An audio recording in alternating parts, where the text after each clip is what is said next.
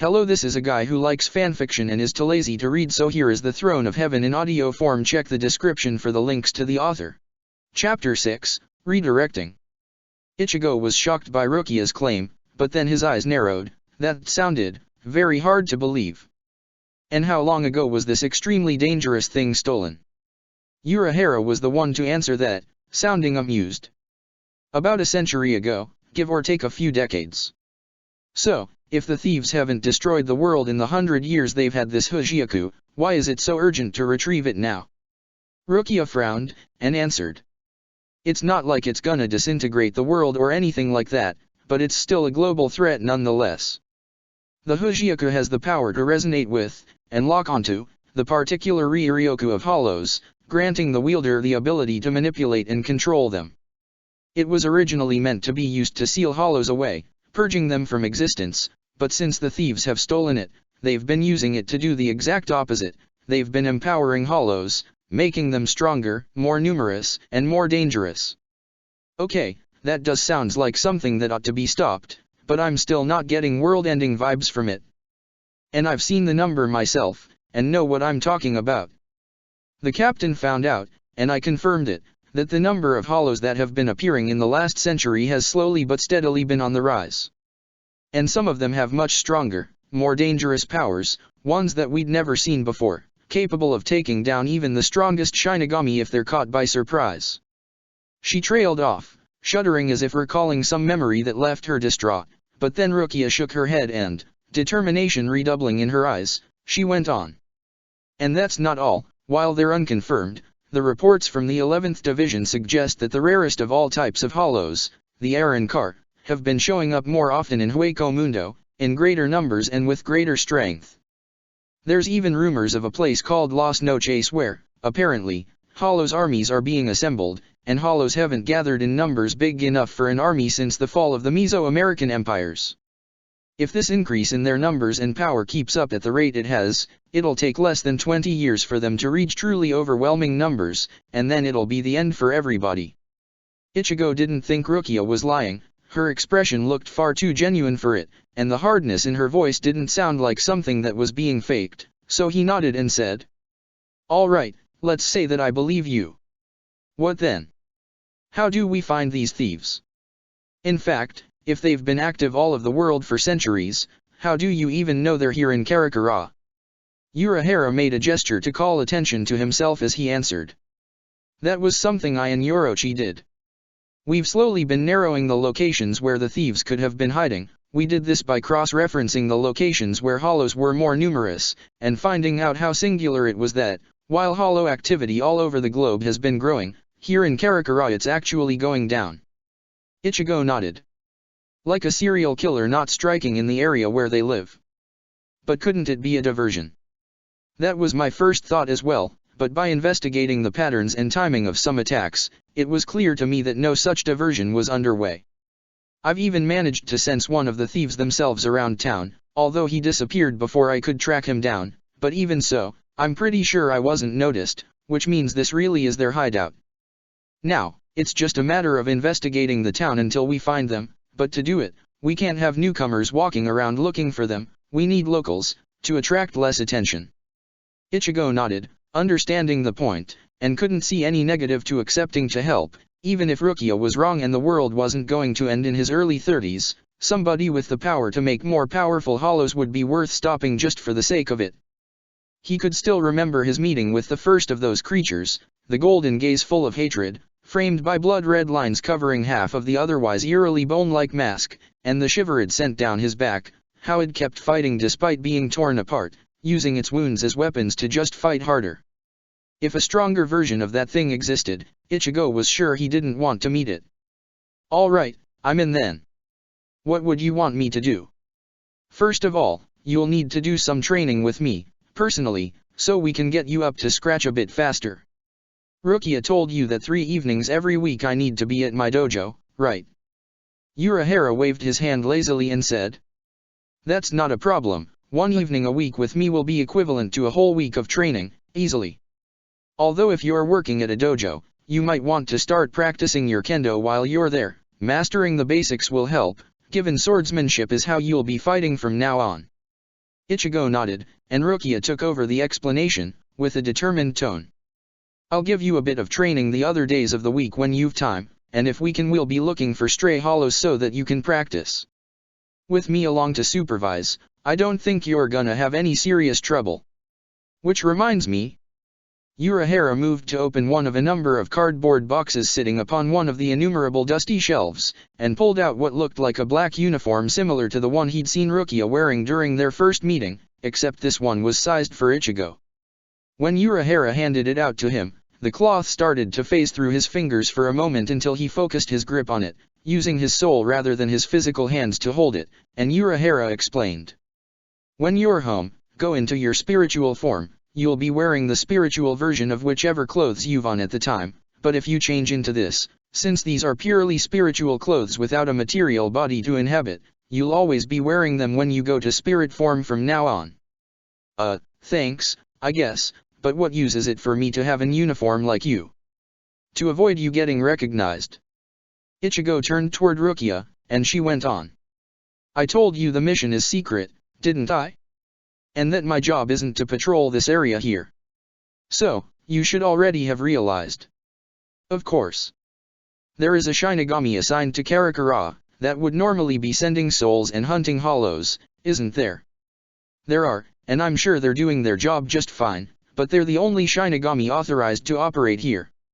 If they met you, they'd start asking questions. Ichigo frowned, and asked. And that's gonna be a big problem. Why? Normally it wouldn't be, but the Pacific region is watched over by the 9th Division, and the captain of it is both a big sticker for the rules and one with a great antipathy for my own captain. If he learns of us operating on his turf without authorization, he's gonna raise a big ruckus, and the spy might catch wind of it.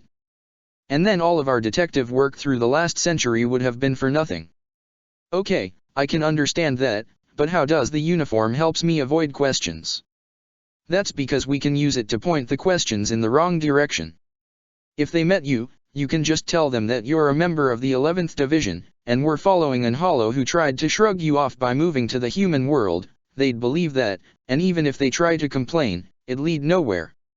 Ichigo frowned. I don't get it. See, it's about the way the Godi 13 is organized. Each of the 13 divisions has about 3,000 members, thus, a division is about all that's needed to cover one area with about 1 billion souls of population. This way, we have 6 divisions, from number 5 to number 10, dedicated to covering individual areas of the mortal realm. The 5th has the Americas and Australia, the 6th China, the 7th the Middle East and most Eurasia, the 8th India, the 9th the Pacific area, as I'd told you already, and the 10th covers Africa and everything else left. The divisions from 1 to 4 are fully stationed in Soul Society all the time to protect it from any possible attack, each one in their own way, and divisions 12th and 13th are the 2 scientific divisions, which work together a lot. The 12th is research and development, focused primarily on tools, while the 13th is made up of the Kido Corps, focusing mostly on developing new spells and techniques to make use of Kido faster and more practical. Which leaves the 11th to do what? The 11th is the hunting division, or as some call it, the Hueco-Mundo Incursion Squad. Unlike the others, they don't have any assigned area to protect with their presence. Instead, they send scouting parties all over Hueco-Mundo to try and locate dangerous hollows, to kill them before they grow too powerful or otherwise become a serious trouble for Soul Society. They're our proactive defense force, and, most importantly, they're all a pack of bloodhounds led by a very reckless man who cares next to nothing for rules and regulations. Ichigo realized in a moment why that was so important. So, it'd make total sense for one of them to pursue a prey even if it meant moving into the territory covered by another division, and even if a complaint was lodged, the captain would just ignore it, and not even check with his soldiers to see which one of them it was who broke the rules. Is that it? Rukia nodded. Indeed, that's why it's the perfect cover. Of course, we can't do it repeatedly or it'd start to draw attention anyway, but as a trick to keep us from raising a ruckus upon a random meeting, it'd work. It's pretty much a foolproof plan, really. Ichigo could almost feel the smugness in Rukia's voice, but then a thought came to him and he asked. But wouldn't dressing me up as a Shinigami make me attract the thieves' attention if I were to stumble upon them? Rukia shook her head, grinning all the while, and raised a finger. answering.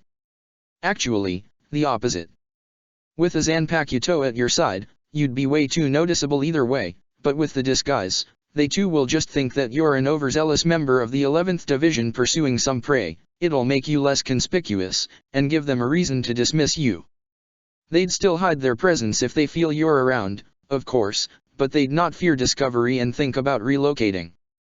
Okay, so that takes care of some issues, but it doesn't really help with the investigation much, does it? Rukia and Urahara both nodded, and the latter went on. Yeah, so we need somebody else to help with that. Rukia agreed, and added. I'll be looking into that in the morning, when I'm free and not working with you. I'm sure I'll be able to find somebody who could help. Actually, I think I might have a suggestion. Oh. Rukia and Urahara looked at Ichigo with undisguised interest, so he nodded and said, determined. I think we should ask the Quincy I met, Urayu Ishida, to help us. Rukia frowned. Really? He nodded. Yes. After all, didn't you said the Auswol was meant to facilitate cooperation between Shinigami and Quincy? And you had it, so it could be said that creating that kind of alliance is also part of your mission. And since he's already aware of the supernatural, we won't need to waste time explaining him much, we just need to tell him we're on the lookout for people who are working with hollows, and I bet he'd want to investigate it even if we told him not to. Maybe, but if he doesn't want to work with us, he might just investigate it by himself, and that'd help us nothing, while creating the risk that he'd go after them on his own. There's a chance, yeah, but this war between you will never end unless somebody makes a first step to try and end it, right? So, why shouldn't you be the one to make the first step, to extend your trust and see if it can't lead to something better afterward? He could see that Rukia looked unconvinced, and while Urahara was unreadable, he didn't say anything in favor either, which Ichigo took to mean that he was doubting still. So, he let out a breath and added. Look, I've spoken with him, and felt what his emotions are.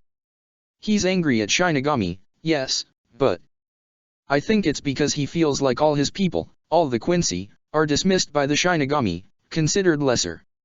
I think that if we do this, if we show him we consider him and the Quincy to be useful, it'll really matter to him.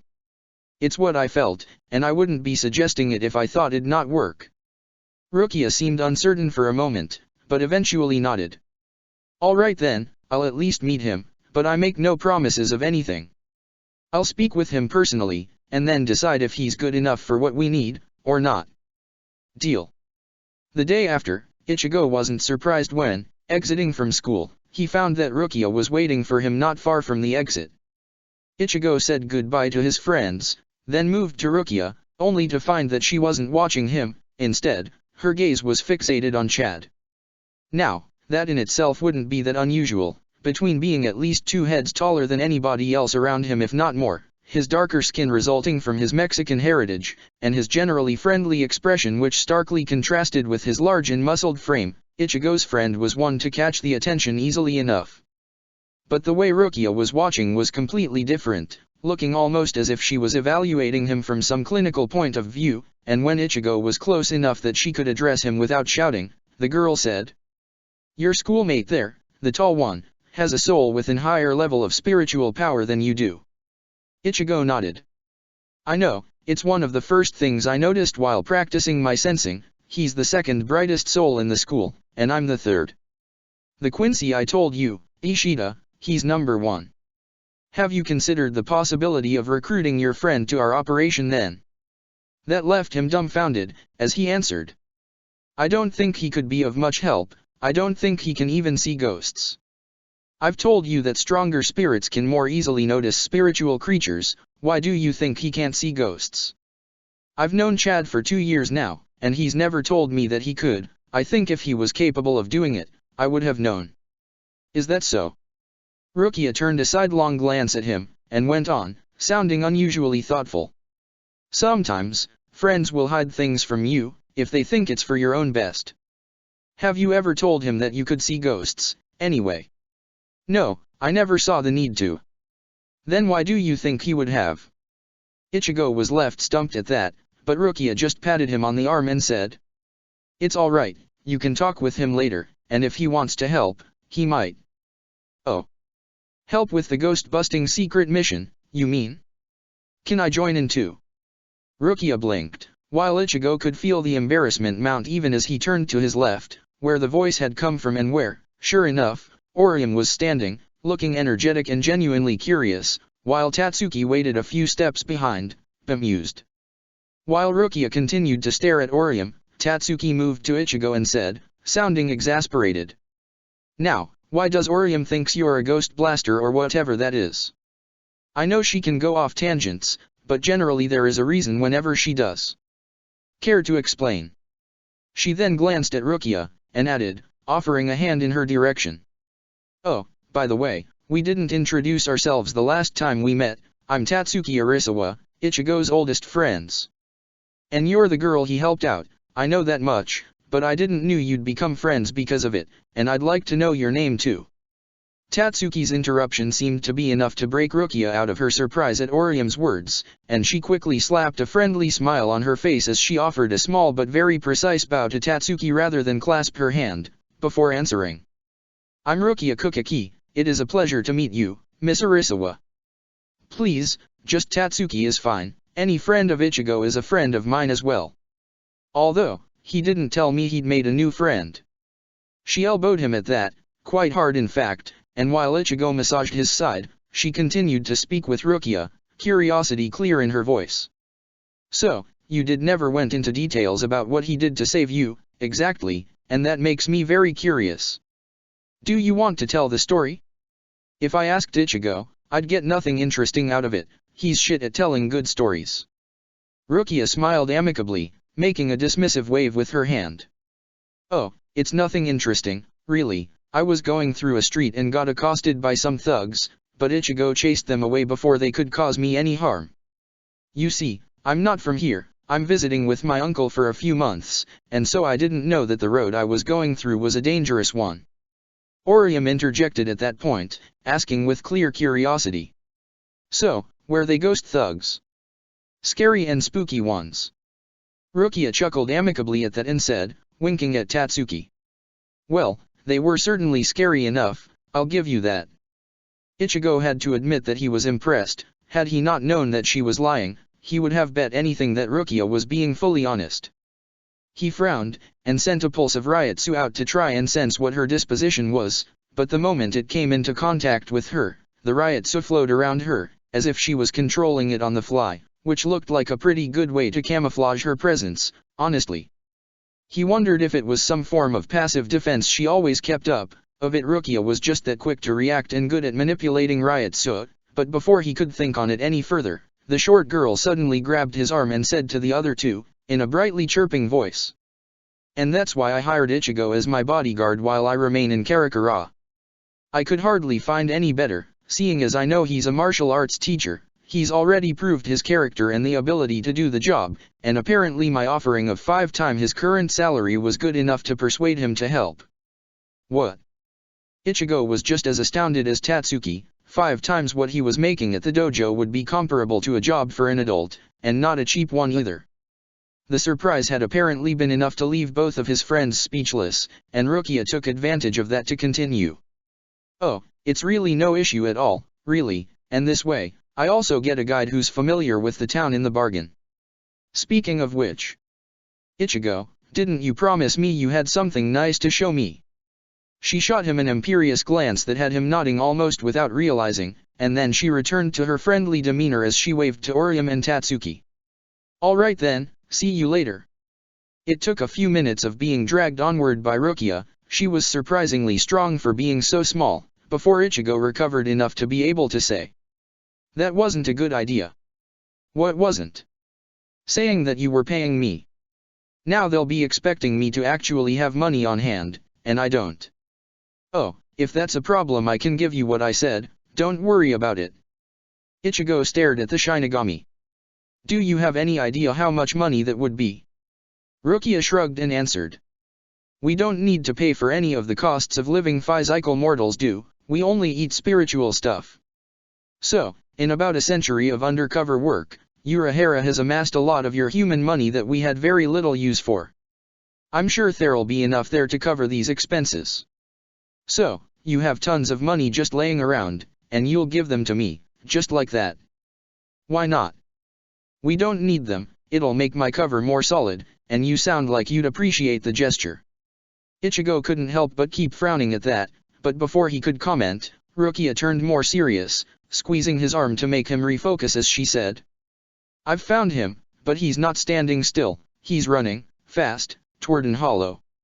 She glanced around, then identified a bench that wasn't in clear sight of anything, and dashed toward it, exiting her Jigai as soon as she was there so that it looked like it was just sleeping. She quickly gestured at him, and Ichigo moved to his spiritual form, taking a moment to adapt to the Shinigami uniform he was now always wearing in it, before immediately taking off after Rukia, and finding himself being left behind almost as quickly as she started to run on air, while he had to follow along down on the ground.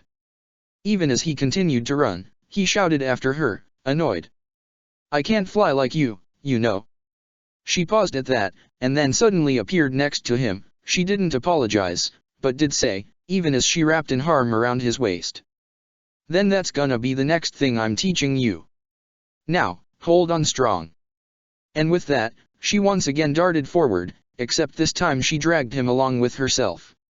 As the other times she'd brought him anywhere, the speed they moved at made Ichigo's breath catch in his throat, and he wondered how many other stuff was she capable of doing that he couldn't even begin to think about.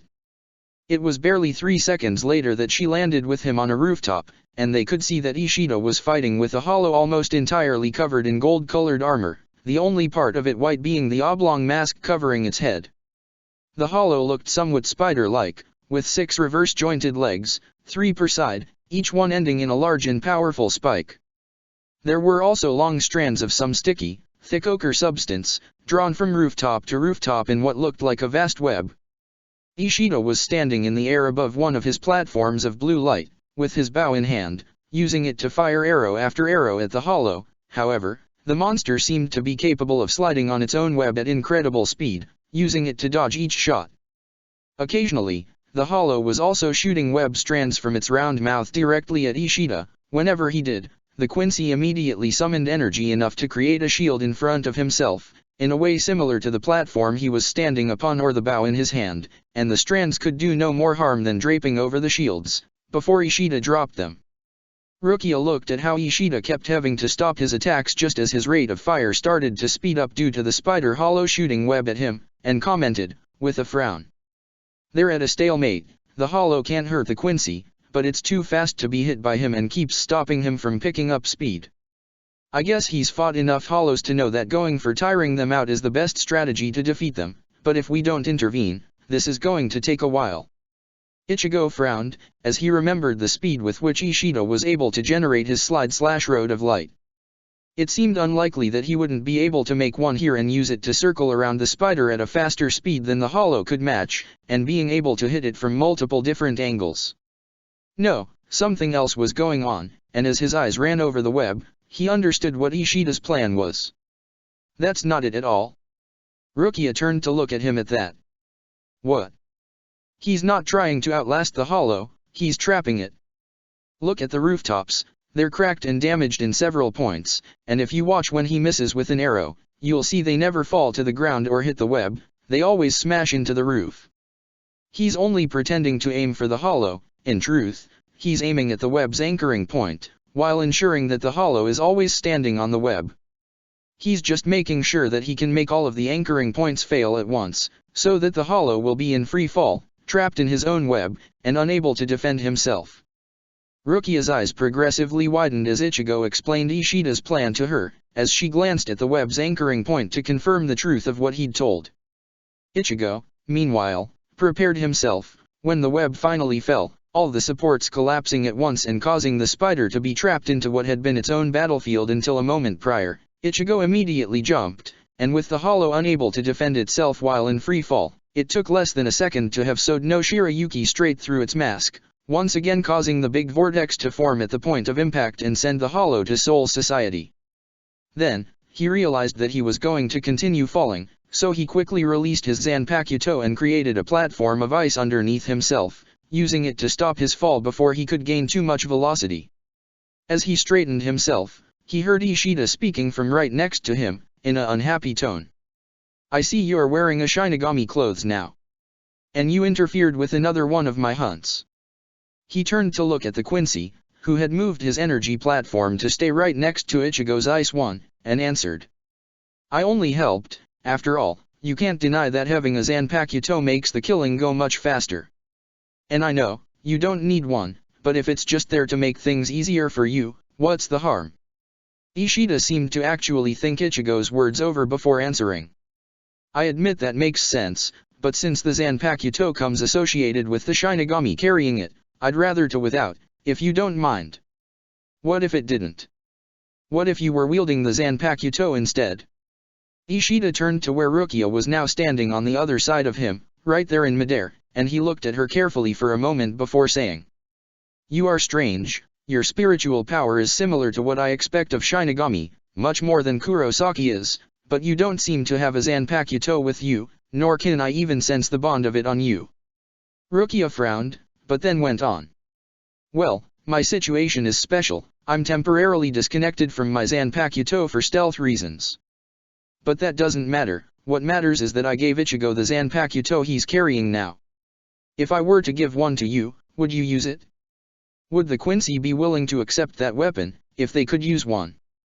Ishida's expression turned thoughtful, his eyes moving from Rukia to Ichigo, then back to the Shinigami as he said, his tone more inquisitive.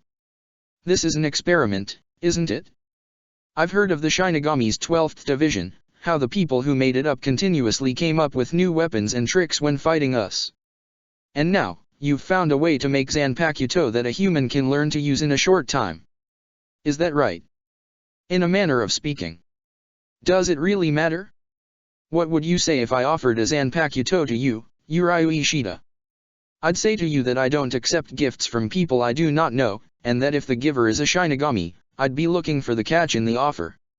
What is it you'd want from me in exchange? Just some help. There is a group, hiding here in Karakura town, that is opening portals and bringing more hollows in the mortal realm for their own purposes. I am here to find them and stop them. If you can help me do so, I'll find a way to have a Zanpakuto for you. Ishida looked doubtful. And that's all you need, for me to help you find people who'd be consorting with hollows? Rukia nodded decisively, to which Ishida replied. Well, then you're in luck, I know the people you're speaking of. Rukia's eyes widened at that, and Ichigo himself couldn't help but be surprised. He'd hoped that Ishida would have been able to help, but him knowing exactly who the thieves were, or possibly even where they were hiding. That seemed way too convenient. Rukia, however, didn't seem to think so, because she was quick to ask. You do? Can you help me find them? I have heard of them, it is a group that calls itself Execution. But I'd rather not talk of it here, maintaining the Hirenkyaku is tiring enough without having to hold a long conversation while I'm doing it. And with that, he headed to the ground, with Rukia eagerly following. Ichigo did so more slowly, having to create a stairway out of ice platforms using Sode no Shirayuki, but he couldn't help the feeling that this was just too convenient a finding, and worry that something else was going on here. Something he doubted he would like. Chapter 7, Connections.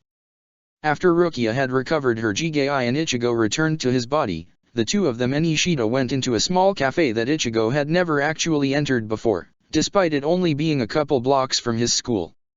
It was surprisingly elegant, yet simple at the same time, almost austere, truly, which in a sense was to be expected of Ishida, he supposed. As soon as they were sitting, with hot chocolate in front of themselves, Rukia asked, determination in her gaze. So, what do you know of these Execution people? Do you have the names, their hiding place? Ishida shook his head. No, not really. But I know of them, and have perceived them in action once, although they were gone when I got there. All right, so what can you tell me? Well, from what I heard, they bring hollow to the material realm through the dimensional barrier, but only in order to kill them. That's where the name comes from, it's why we haven't gone after them. Ichigo frowned then, and asked. By we, do you mean the Quincy? Ishida looked at Ichigo with a perplexed frown as he answered. Sure. Who else would I be speaking of? I don't know, I just, sort of got the sense that you liked to work alone. I do. Seeing Ichigo's confusion at the answer, Ishida elaborated. My master lives in a different section of the city, and I'm only one of the tree students he has, but he doesn't want us depending on each other, and teaches each of us individually. Ishida turned a glare on Rukia and added. It's a precaution, so that if the Shinigami decided to attack one of us, they'd not be able to take us all down at once, and when we don't send the signal, the others will know we've been attacked and react accordingly. I'm telling you so that you know, should this all be a trap, you'll regret it. Rukia shook her head. It's no trap, I'm really after these people, they've been messing with hollows for a long time, and if they continue, they might just put the whole world in danger. I need to take them out. She let out a long breath, then asked. So, do you think you could find out where their base of operation is, lead us there? Ishida nodded, then said. I will, but at 3 conditions. The first is that I get to be there when you strike, to ensure that this is really the threat you say it is. The second is that you give me one of those Zanpakuto you promised, so that we can try it out. And the last is that, once this is over, you and your Shinigami will stop interfering with Karakura and leave us Quincy alone.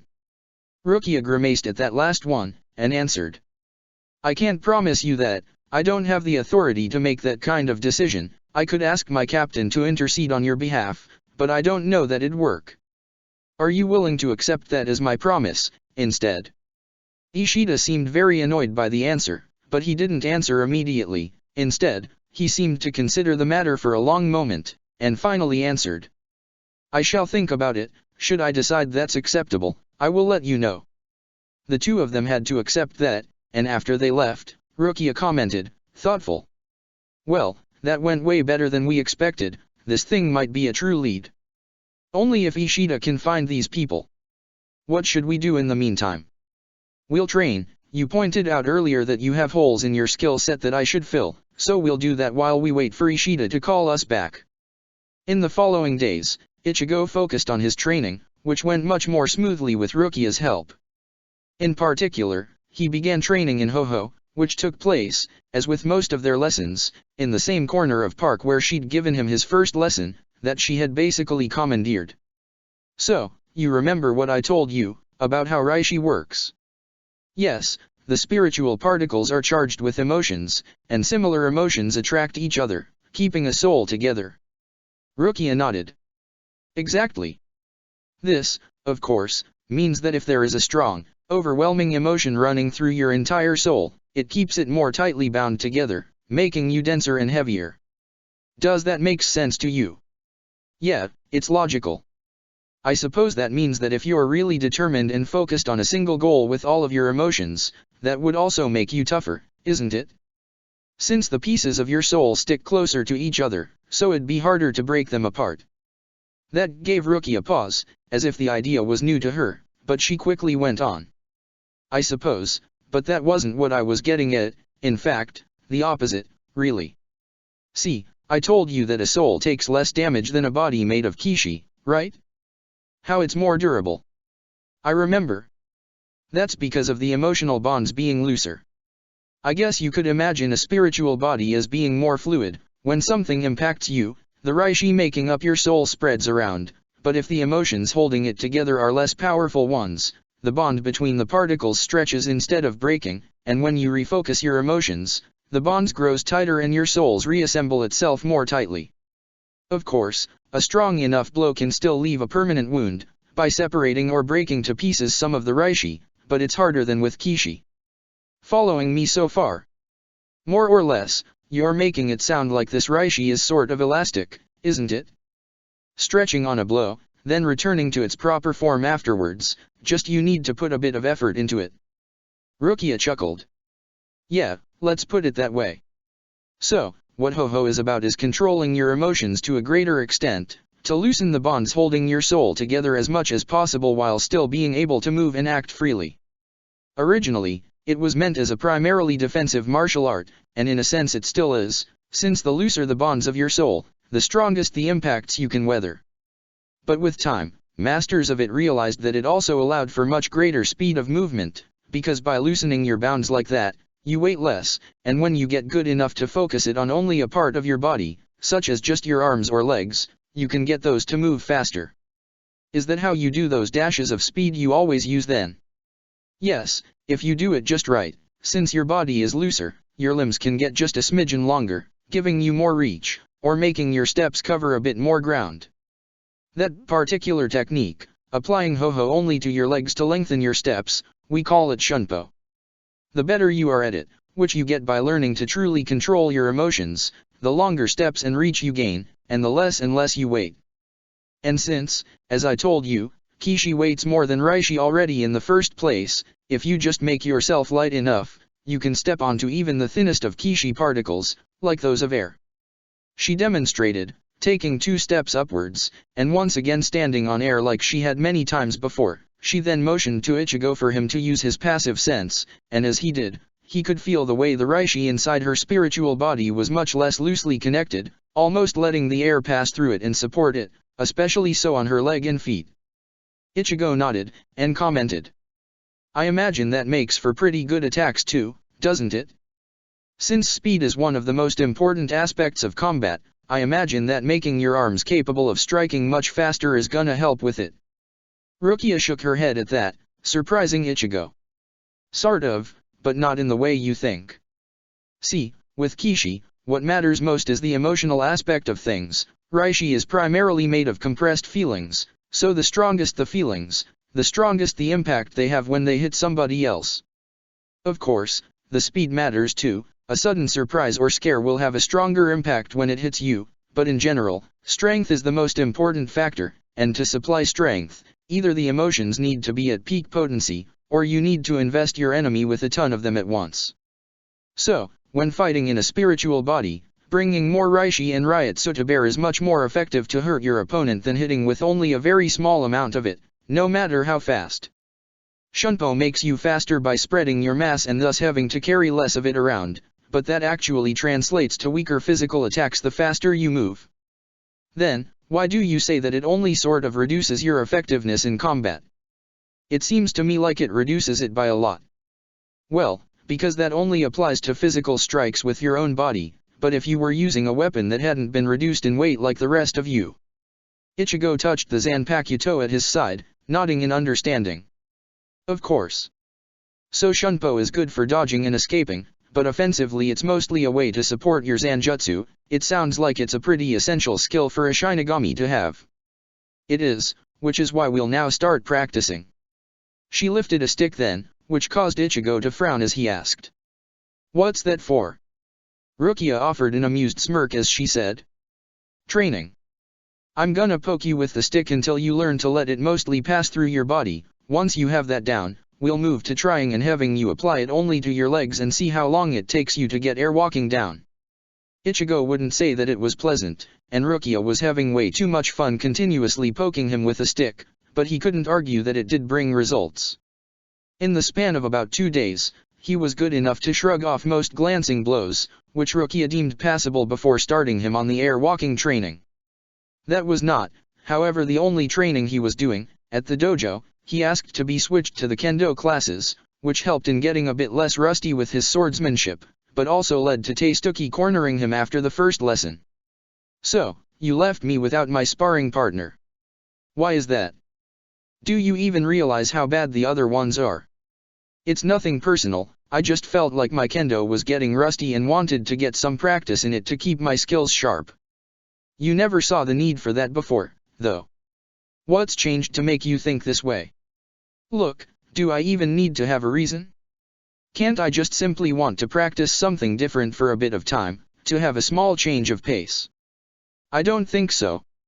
I think that your new employer wanted you to use swords rather than fists to protect her, is that it?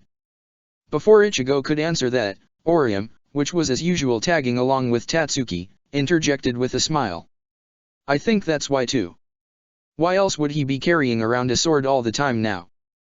They both turned to look at Orium surprised, although for different reasons, as Tatsuki asked. What are you talking about? He's not carrying a sword right now, let alone all the time. Orium frowned, and, to Ichigo's shock, reached for Sode no Shirayuki, tapping it with her fingers as she said. See? It's right here. Tatsuki frown deepened, and she was clearly about to say Orium that she wasn't making sense, when she stopped, narrowing her eyes a bit as she instead replied, more hesitantly. There's nothing there, I think. Orium turned to look at Tatsuki with her general expression of displeasure, puffing out her cheeks to let off an annoyed huff as she said, "Oh, come on. You're just being difficult now, aren't you? It's right there." "No, it's not." Tatsuki was sounding more uncertain by the minute and, Ichigo realized, was getting closer and closer to actually seeing the Zanpakuto, which Orium, apparently, could see clearly. She obviously knew it was there because he'd told her, but he hadn't realized she could also see it before now. He focused his sensory abilities for a moment, and sure enough, he realized that Orium, whenever looked at him, was letting out a little bit of Ryotsu which rebounded back to give her perception of the supernatural, and Tatsuki, whenever she focused, was almost doing the same, letting out Ryotsu by focusing on it, and just having trouble in registering the rebound wave simply because, having not released enough Ryotsu to begin with, there was not enough rebounding back for her to catch and interpret. Also, for some reason, both Orium and Tatsuki seemed to have an easier time releasing Ryotsu rather than catching it back, with Orium only being better at it, Ichigo realized, because her body was doing it on her own, likely having somehow learned how during her out-of-body experience. It felt strange, that they would naturally gravitate to the opposite sensing method from the one he'd picked up naturally, but in the end, that wasn't the problem right now. Instead, he had to decide what to do about the situation, with Orium knowing the truth and being able to see it while Tatsuki was neither, and whether he wanted to ask Orium to stop mentioning it in front of her and keep her out of all of this, or just tell the truth to his older friend. And when he put it like that, it really wasn't that hard of a choice at all. Orium is right, I am carrying an invisible sword I use for slaying ghosts, that's why I've decided to train in Kendo more. What? I can show you. Then, he drew the glow Rukia had given him to help drag himself out of his own body, and placed his hand on Tatsuki's head, pulling only the top half of her soul from her body. Once he saw her eyes widening, he let her go and pushed her lightly back. Once she was back inside her body, Tatsuki's gaze focused on the Zanpakuto on her own. To make it easier for her, Ichigo drew the sword, carefully, so as to show it to her. Tatsuki looked at it in silence for a long minute, then said, "Back when we were 8, some kids were bullying you because you'd said you could see ghosts. I asked you if it was true, and you said it wasn't, then I kicked those bullies' ass. But you lied, didn't you? You've been able to see ghosts, and weird stuff like this invisible sword, all along." Ichigo didn't know what to answer to that, so he simply nodded, and Tatsuki closed her eyes for a moment, then shook her head, her emotions a vortex he didn't know how to interpret in her voice unreadable. "I need to think this over. I'll be going now." Then she left, and Orium was about to follow her when Tatsuki raised a hand and shook her head, keeping her from following as she left on her own. Orium watched her go with a set expression as she commented, "Maybe we should have explained things to her sooner." Ichigo found himself thinking of this for the following days, and maybe that was why he eventually went to have a chat with his friend Chad, which he opened in, perhaps, not the best way. "Say, Chad, do you believe in ghosts?" As was his habit, Chad took a moment to answer, and as Ichigo was checking his feelings with his passive sensing, he could feel that Chad wasn't surprised, excited, or worried, merely thoughtful. And when he did answer, he did it with few words, also as usual. "Yes." "Why?" There isn't a way to say this that won't make me sound crazy." Even Tatsuki didn't took it well, so I'll just come out and say it, I can see ghosts. Chad looked at Ichigo at that, then he said, thoughtfully, "I cannot. But my abuelo could." That left Ichigo stumped for a moment, then he asked, "He could? And didn't teach you how?" Chad nodded, and explained. "He said I'd be better off not seeing them. Feel less guilty." Guilty? For being unable to help them? Ichigo couldn't understand that. He'd been seeing them for his entire life, and had never once felt guilty about it. He did try to cheer them up when he could, but that was pretty much it. But then again, that was before he learned about Hollow, the image of the white mask with red lines on its left side and the hateful golden eyes of the first Hollow he'd met was quick to jump in Ichigo's mind, and how it'd been about to eat the little girl's soul. He had to wonder then, how many times had those ghosts which disappeared had been eaten by Hollows rather than being sent to Soul Society. Ichigo let out a long breath and said. I can see why he'd think that. There are dangerous ghosts around, called hollows. Getting involved with them isn't good, although not being able to defend yourself is not a good idea either. I can defend myself.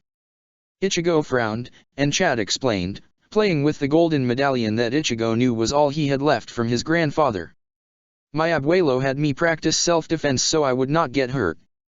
He then demonstrated, closing his eyes for a moment, and Ichigo could feel how he was pushing his own emotions outside of himself, releasing Ryotsu and wrapping it around himself like an armor. He also noticed that, to his spiritual sight, he also looked like he was glowing softly.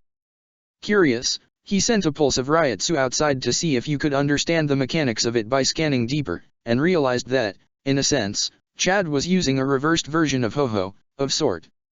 It felt like he was inflating his soul, but due to it being inside his body, the soul itself couldn't grow, instead pushing out the Ryotsu within all at once, and it seemed an effective enough defense, since Ichigo could tell that the pulse he'd sent out had only barely gone past the surface, instead of going through his whole soul as it normally would have. Ichigo couldn't help but smile at that and comment. That's impressive. Thank you. Chad seemed to think things over for a moment, then asked. Why did you want to know? Ichigo frowned. He himself wasn't sure what the reason was, although it'd be silly to deny that Rukia's words and Tatsuki's reaction hadn't played a role in his decision. In the end, however, all he answered was, in a neutral tone. I just didn't want you to be caught by surprise if all of this ended up spilling over and putting you all at risk, is all. Chad smiled at that, offering a raised thumb in approval as he commented. Protecting each other, right? Right. Ichigo left it at that, although he did make sure to mention to Rukia on their next training session that Chad couldn't see ghosts and thus wouldn't be helping them with the mission. Rukia looked sad at that as she commented.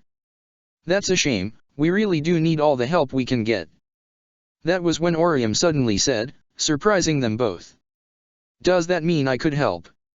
Ichigo and Rukia both turned to watch Orium, who was waiting right outside the park area where they normally trained together. While both were surprised, Rukia was the first to recover and ask. How did you find us? Was it supposed to be a secret? I went the same direction Ichigo always goes when leaving school with you, checking both sides of the road until I found you. It's not that hidden. Ichigo couldn't help but smile at that. Orium wasn't wrong, and then he asked, curious. But why did you come searching for me, Orium? Oh. Ishida said that since I was your friend, I probably could tell you that he's decided to help and has the information you need. So, once we finished with the sewing club, I came to tell you. Rukia and Ichigo exchanged a glance, then the former asked, in a more serious tone. Did he said when we could meet with him? He said to speak with him tomorrow after school. He said you knew the place to meet. We do. And so it was that, the following day, Rukia and Ichigo found themselves once more in the cafe they had first spoken with Ishida, meeting the Quincy again. Rukia took charge of the conversation immediately, by asking Ishida pointedly. So, you've decided to help us then? Ishida nodded. Yes. In the end, the possible threat of hollows invading the human world is too big to ignore, especially because I'm sure your leaders wouldn't hesitate to assign the blame to us even if we've nothing to do with it. I'll still take that promise of yours to speak with your captain about stopping your people's interference with our affairs, even if I know it'll lead to nothing. Rukia lowered her head at that and answered. Thank you. I'll really try my best to campaign for you, I promise. If it depended from me alone, I'd make the promise immediately, but I don't have the authority to do more. Ishida seemed to consider that for a moment, then nodded and said. All right, I guess I'll just have to content myself with the knowledge that, if nothing changes for us, at least one Shinigami will be feeling guilty about it. Rukia seemed confused and surprised enough by that for Ichigo to cut in and ask Ishida. So, you know when these execution people will be doing their next hollow summoning? Yes, and also where? It's an old abandoned building on the edges of town, and it will be Friday night. We can meet here at sunset and I'll lead you to the place. That gives us 2 days to prepare, right? Ishida looked curious at that, as he asked. What sort of preparation are you doing? Learning how to use the Zanpakuto, mostly. Which was why, When the following day he went to his third training session with Urahara, Ichigo insisted that he wanted to enter his Zanpakuto's inner world again. Urahara was skeptical, however. "Are you sure this is a good idea? I thought we were making plenty of progress with meditation alone." Which, Ichigo had to admit, was true. By now, the connection with Sode no Shirayuki was instinctive to the point that it felt like an extra limb, and while he hadn't yet been able to send his own Ryotsu to the sword to empower it, or drain Ryotsu from it to make himself stronger and faster to recover, they were pretty sure that he had the mechanics of it down, and it was only a matter to get Sode no Shirayuki's cooperation. Which was, really, the best reason to push going to talk with her right now. "I know I am, but you yourself said that, for most things, I'll be needing Sode no Shirayuki's help anyway, right?" "That might be true, but you've learned practically nothing of emotional shaping and sharpening, and while the fact that the Auswell seems to have standardized itself without need for your active control to make it properly usable is handy, it still wouldn't hurt to learn the basics, just in case they help with it somehow." "Yeah, but none of that would be as useful and as quick a way to gain power as persuading Sode no Shirayuki to help, isn't it?"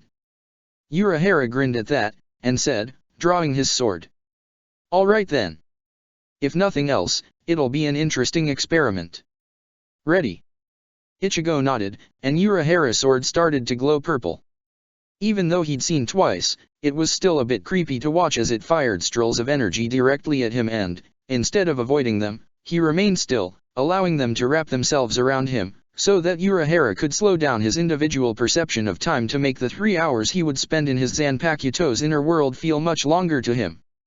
As he arrived, he found that Sode no Shirayuki was kneeling, checking what looked like a trapdoor which seemed to be locked by the same chains that held her. As she noticed his presence, she got up immediately, letting her long vest fall to the ground to hide the trapdoor completely, and he couldn't help himself but ask, "Have you been hiding that from me for the beginning?" She glared at him, but the chains immediately started to light up and she answered, disdainful, "Yes, it was already there the first time you came bother me, and if you know what's good for you, you won't want to know what is holding back." Ichigo frowned. He hadn't wanted to force an answer out of her, the question had been almost an instinctive one, and worded his next question carefully. "I'm gonna guess that it is some sort of huge power that could hurt both of us, if it was released." "And that guess would be correct.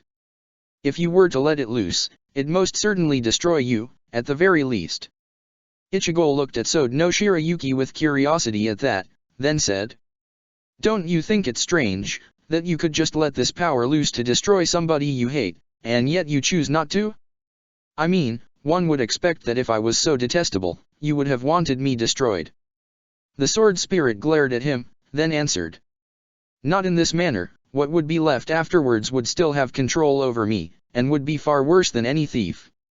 Ichigo was surprised, and he was about to ask a question before he stopped and instead said, picking his words with care, "So, it would not just destroy me, it would take me over." "I would ask how you know this, but I suspect that would be the same as asking what that power is, wouldn't it?" "It would." "What are you here for, thief?" "I lose my patience talking with you. Because I need us to learn to work together. Tomorrow, I'll be going up against people who have been releasing hollows in the human world and have means to control them, so I'm gonna need all the help I can get. And how does this concerns me? From what I've been told, part of the way a Zanpakuto helps the wielder is by acting as a second mind for them, spotting things they don't, giving them a second opinion, even guiding their movements in battle. And exchanging Ryotsu back and forth between wielder and Zanpakuto can also be useful. I want us to be able to work together like that, and that's why I'm here." I still fail to see the point of this discussion. She raised the glowing red chains wrapped around herself, glaring at Ichigo as she continued. "After all, you can get me to do anything you want, can't you?" Ichigo shook his head. "That'd be pointless. I want you to help me, and that only works if you do it of your own free will. I need us to work together, so, I've come here to ask you how." "You want us to work together, after you enslaved me here?" "I have no interest in working with you. You might have stolen my powers, but that doesn't mean I need to accept your theft, much less help you benefit from it. What if I told you that it was never my intention to trap you here, and apologized for it?" "Yes, you implied as much the last time you were here. If that's true, then I tell you, let me go. That's the only way you can apologize to me so that I would believe you, to return my power to Rukia, the only one who should benefit from it. Ichigo lowered his head and let out a tired breath, then answered. I don't know how. If I knew, I'd have helped you go back to Rukia already, but I have no idea how the Azwell works, nor how to free you from it. So no Shirayuki narrowed her eyes, and Ichigo felt a sudden pulse of Ryotsu running through his own body. Then the spirit of the sword said, in a dubious tone. It feels as if you are being honest, but you could just be good enough at faking your emotions to trick me. But even if you were being honest, you're still the one at fault, you're the one who stole me in the first place, after all. I've told you it was an accident, haven't I? You have. Even as she granted him that much, it was clear she didn't consider it an acceptable excuse. Ichigo paused, unsure what to say more, then remembered Rukia's words, how she said so no Shirayuki wanted her to prove herself twice over for any scrap of power she'd been granted, and an idea came to him. What if you put me to the test, somehow? A test? Of what sort? Whichever you think appropriate. I face your test, and if I pass it, you'll grant me your help in battle if I ask you for it. I think that's a fair deal, right? Perhaps. She seemed to think it over for a few minutes, and eventually she said, in a serious tone. Why not? There is a version of a test I administered to Rukia once that might just do. If you can pass it, I'll agree to lend you a bit of help in battle, when you ask for it, instead of simply ignoring you as I have thus far. But in exchange for that, you will make me a promise. What promise? If you fail the test, you will never again come back here to bother, unless it is to free me from this prison. Are you willing to take that risk, in exchange for the possibility of gaining my help? Ichigo didn't even need to think about it. If he couldn't get no Shirayuki's willing help, coming back to talk with her would be useless anyway, outside of trying to force the help out of her, which he had no intention of ever doing. I promise. No Shirayuki offered a smug smile at that, as she said. Then, you will need to let me free of using my powers, otherwise I won't be able to test you properly. Ichigo frowned at that. You can't just do it right now. No, the chains would consider it an attempt to hurt you, and stop me. They only let me do what you want me to do. And let me guess, if I fail the test badly enough, there's a risk this might kill me, isn't there? The Zanpakuto spirit's smile turned even more smug, and she answered. If you fail really badly, yeah, that's a possibility. Are you still willing to risk it? Ichigo offered his most confident grin back. He could see now what Rukia meant about her being a harsh taskmaster, but he wasn't afraid of taking a harsh test. She wouldn't be trying to scare him from taking the test if she didn't think he had a chance of winning it. So instead of answering, he simply said, in the strongest tone he could. No Shirayuki, I want you to use all of the power you have to test me. As soon as he finished saying it, and he saw a flash of sudden surprise in the woman's face at his declaration, the chain holding her suddenly fell to the ground, except for a small necklace-like piece that remained around her neck. No Shirayuki checked herself with surprise, moving her arms in large sweeping motions as if to make sure she really had back her full range of motion. Then, once she felt satisfied with it, she turned toward him and said, tone regal. All right then. It's a very simple test, really, just a game of tag. Touch me, even just with the tip of your finger, and I'll judge that you have passed. Before Ichigo could reply, the hail that had been continuously falling throughout the room suddenly grew violent as cold, battering winds raised, throwing it around with unending fury. It also turned 100 times more intense, with a multitude of actual snowflakes suddenly being added to what had previously been a precipitation of mere ice, and in a matter of seconds, the entire area was totally white, the soft powder almost reaching to Ichigo's knees, while no Shirayuki was now sporting large wings made of ice, floating effortlessly atop the snow even as she said, her tone as harsh as the weather she'd just unleashed. But remember, the one you are asking for help from, it is the one who you must reach. As she spoke, copies of her formed from their surroundings, some emerging from the bed of white powder as if they were snowmen gifted light and dressed in the illusion of a woman, while in the air more hovering, winged avatars coalesced out of compressed ice and snow. More and more disdainful gazes were leveled on Ichigo even as, trying to adapt to the winds attacking him, he looked around at the multitude of possible targets surrounding him, and then Sode no Shirayuki's voice rose from hundred of different mouths as it let out the final challenge. You know that I'm Sode no Shirayuki, but you never earned that name, so how could you ever know who I really am? Being given help you don't understand will help you not at all. Prove you know what you want, Ichigo Kurosake, by finding it. Or perish. Ichigo gathered himself, focusing for a moment, then refocused his gaze through the snowstorm in front of him. Thanks to Urahara's power, he had all the time he needed, it was just a matter of lasting long enough to complete the challenge, so he said, in a quick bark. You're on. Then he reached for the closest figure, ending up with nothing but a handful of snow in his grasp for the trouble even as the figure moved away, the hole in its side already refilling with more snow as all the avatars once again spoke, mocking. Guessing blindly will lead you nowhere. You need to know me, to understand who I am, or else you'll never understand anything I would help you with. Ichigo didn't let that deter him, as he continued to trudge through the snow, reaching for multiple avatars and once again finding only snow. However, soon enough all of the avatars had moved away from him, and Sode no Shirayuki's voice once again echoed from countless mouths. Is that the best you can do? You can't even reach a mirage of me, let alone my true self. Ichigo had to agree, and so, he decided to try out something. In a moment of focus, he used Ho-Ho to lighten himself, and then jumped out of the snow. As he had expected, there was no material air for him to walk on top of, but he managed to stand atop the snow without sinking into it.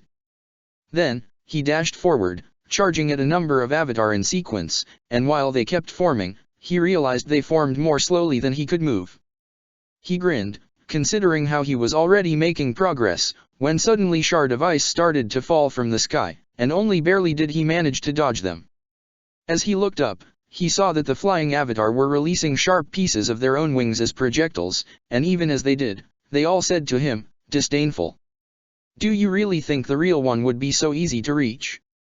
You're still searching blindly, and that will get you nowhere.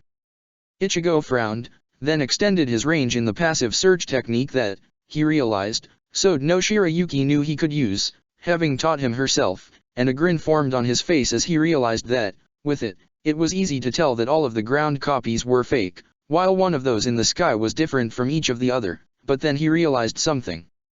The flying avatars felt different from the snow ones, and one of the flying ones felt different from them all, but the emotional feel it was sending out was very smooth, a perfect shell of disdain. Too perfect. He sent a pulse of Ryotsu out, while still keeping the passive sensing up, using both at once left him winded, but he couldn't help the smile on his lips as he replied, self-satisfied. None of you here is the real one. Progress. And yet, all you've done is recognize what is not me, that's hardly the same as knowing who I am, or finding me. Ichigo looked back at the avatars who had, once again, addressed him at once, and answered back. No, but now it's just a matter of looking for you. And you think I shall let you do so freely, do you? Before he could answer, the avatars started to attack him by flinging shards of themselves again, but at much faster speed this time, while the wind picked up, and the temperature quickly dropped. Ichigo started dodging, but the avatars didn't let go, continuing to target him. He wasn't sure how long he kept running over the snow while dodging the attacks from the avatars, but it was a long time. He barely had time to catch his breath as he did, and for the whole time, he had to keeping up both the Ho-Ho and passive sensing, while also having to continuously pulse his Ryotsu out to see if the real one wasn't hiding among the copies. Sode no Shirayuki didn't let out at all, giving him no time to catch his breath or formulate a plan of action. It even stopped speaking as the chase continued endlessly, and he soon realized that she was just going to get him by exhaustion if he didn't find a different solution. He needed a plan, and to come up with one, he needed time. And suddenly, as he dodged past a spear of ice that easily went through the entire snow covering to smash into the ground below, he had an idea. With a glance around, he quickly figured how the closest two roofs were positioned in relation to one another. He redirected his run and, once he was exactly between them, he suddenly dropped his Ho-Ho, falling through the snow in a point where he knew he'd be falling in between the buildings, to have more space to fall through. With the snow limiting his falling speed quite a lot, he had a moment to try and think of how he could possibly find the Zanpakuto's spirit, and realized he'd known the whole time. He let go of his passive sensing as well, instead focusing all of his attention on the sense of his connection to the sword itself, and suddenly, Sode no Shirayuki's location light up in his mind like a glowing beacon. Immediately, he focused on his ho-ho again, slowing and then stopping what had already been a slow fall as he gained traction over the snow, and then dashed upwards, heading diagonally through the snow to reach the right location without being targeted by any more attacks. Of course, the moment he emerged, all of the avatars were surrounding the point he arrived from, and unleashed a flurry of power straight at him, one he knew he couldn't dodge. Which is why he wasn't planning to. Instead, he used all of the focus he had left to try and copy the trick Chad had shown him, collecting his Ryotsu inside himself and pushing it outward, only to grasp at it as soon as it reached past his soul to shape it into an armor. Without an actual body, it didn't work as well as he'd seen Chad do it, but it was just enough to give him a split second of armor to deflect the spikes away, which left the real Sode no Shirayuki surprised just long enough for him to charge at her. Still, she recovered fast enough to dodge his charge, and she continued to dodge his following-up attempts, still looking down at him with disdain, although it was perhaps less than usual, as she said, "You have proved that you can listen, at least, and that's not bad, but it's also not enough." Ichigo wondered what more he could have to learn, but he still focused on expanding his passive sensing again, even as he continued attacking her in an effort to hit her with something. And as he did, he realized that the connection was vibrating with every move he, or she, made. As long as he was using it to locate her, she could use it to predict his movements, and while that went both ways, the Zanpakuto's spirit was just faster than he was. Which meant, he realized, he had to trick her, and suddenly, he knew just how. She smiled in amusement as his determination redoubled, and commented, "You think you've found a plan? No matter what you try, I'll know it before you can put it into action. That's the trouble with facing a superior opponent on equal grounds, you will only ever lose. You never had any chance to pass this test to begin with, but I must applaud you for having come this far. I'm not done yet." Then, with every punch or strike he attempted, Ichigo occasionally started releasing a pulse of Ryotsu before attempting a feint. Sweat was running down his brow, his muscles were trembling, and his stomach was grumbling from hunger. He had to have been doing this for more than a day, hadn't he? But he didn't stop, and Sode no Shirayuki glared down at him, getting annoyed even as she dodged even as he attempted the trick again and again and again, and said, "Your attempts at confusing me won't work.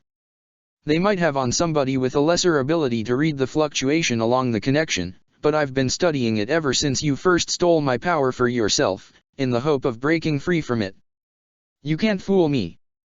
Ichigo didn't answer, making another attempt by releasing the pulse and making the feint, knowing the attack wouldn't reach, and then, just as his opponent dodged of the barest measure, failing to hit as they both knew he would, he used Shunpo on just his arm, letting it reach forward just enough to compensate for the slowed reaction caused from her surprise, and barely graze the edge of her clothes. Then, he fell to his knees in front of her, thoroughly exhausted, and Sode no Shirayuki watched down at him, genuine surprise etched on her face as she said, "That was Shunpo. You never used it once during the entire battle, you used Ho-Ho aplenty, but I thought you couldn't do much more. It could have helped you escape from the copies faster if you had." Ichigo was still recovering his breath from all of the exertion, but eventually he answered, with a grin. "You weren't pressing me enough. I didn't need it, and since you had refused any contact with me, you didn't knew I had it, so I kept it in reserve. If I had known, you would not have been able to win." "I know. But that's the whole point of the test, isn't it? I knew something about you, that you didn't knew everything about me. I don't know you as much as Rukia, and I probably never will, I know that. But maybe I know you enough for us to work together."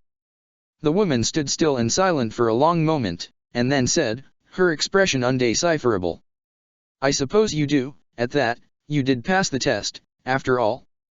Ichigo grinned, even as the snow around them slowly disappeared, the wind calmed down, and they found themselves back on the rooftop. Slowly, he got back to his feet, while the red chains started to reappear around Sode no Shirayuki, which eyed them with clear annoyance. Ichigo considered the matter for a moment, then turned to the Zanpakuto spirit and said, "Well, I guess I need to be going now, but hopefully we'll keep in touch. That is what I agreed upon, yes. Good. But, you know, since this was such a nice workout, I had a request for you. Oh? And what request would that be? Please, until I came back, take the time to use all of your powers to prepare another such test for me. Maybe I won't have the time to take it, but if that's so, you can just keep perfecting it until I finally have the time for it. Can you do that for me? As soon as he finished speaking, the woman's eyes widened in surprise, even as the chains surrounding her fell to pieces, once again leaving her only with the collar. She regarded herself with surprise, as if she couldn't believe that he was letting her have as much freedom as he was able to, and Ichigo merely grinned and said, I told you, I never wanted to keep you imprisoned. I'll be looking for a way to free you, I promise. And then, he reached for the connection and let himself be pushed out, opening his eyes to be once again in front of Urahara, who looked at him with a smug grin as he asked. It worked, didn't it? Yeah, it did.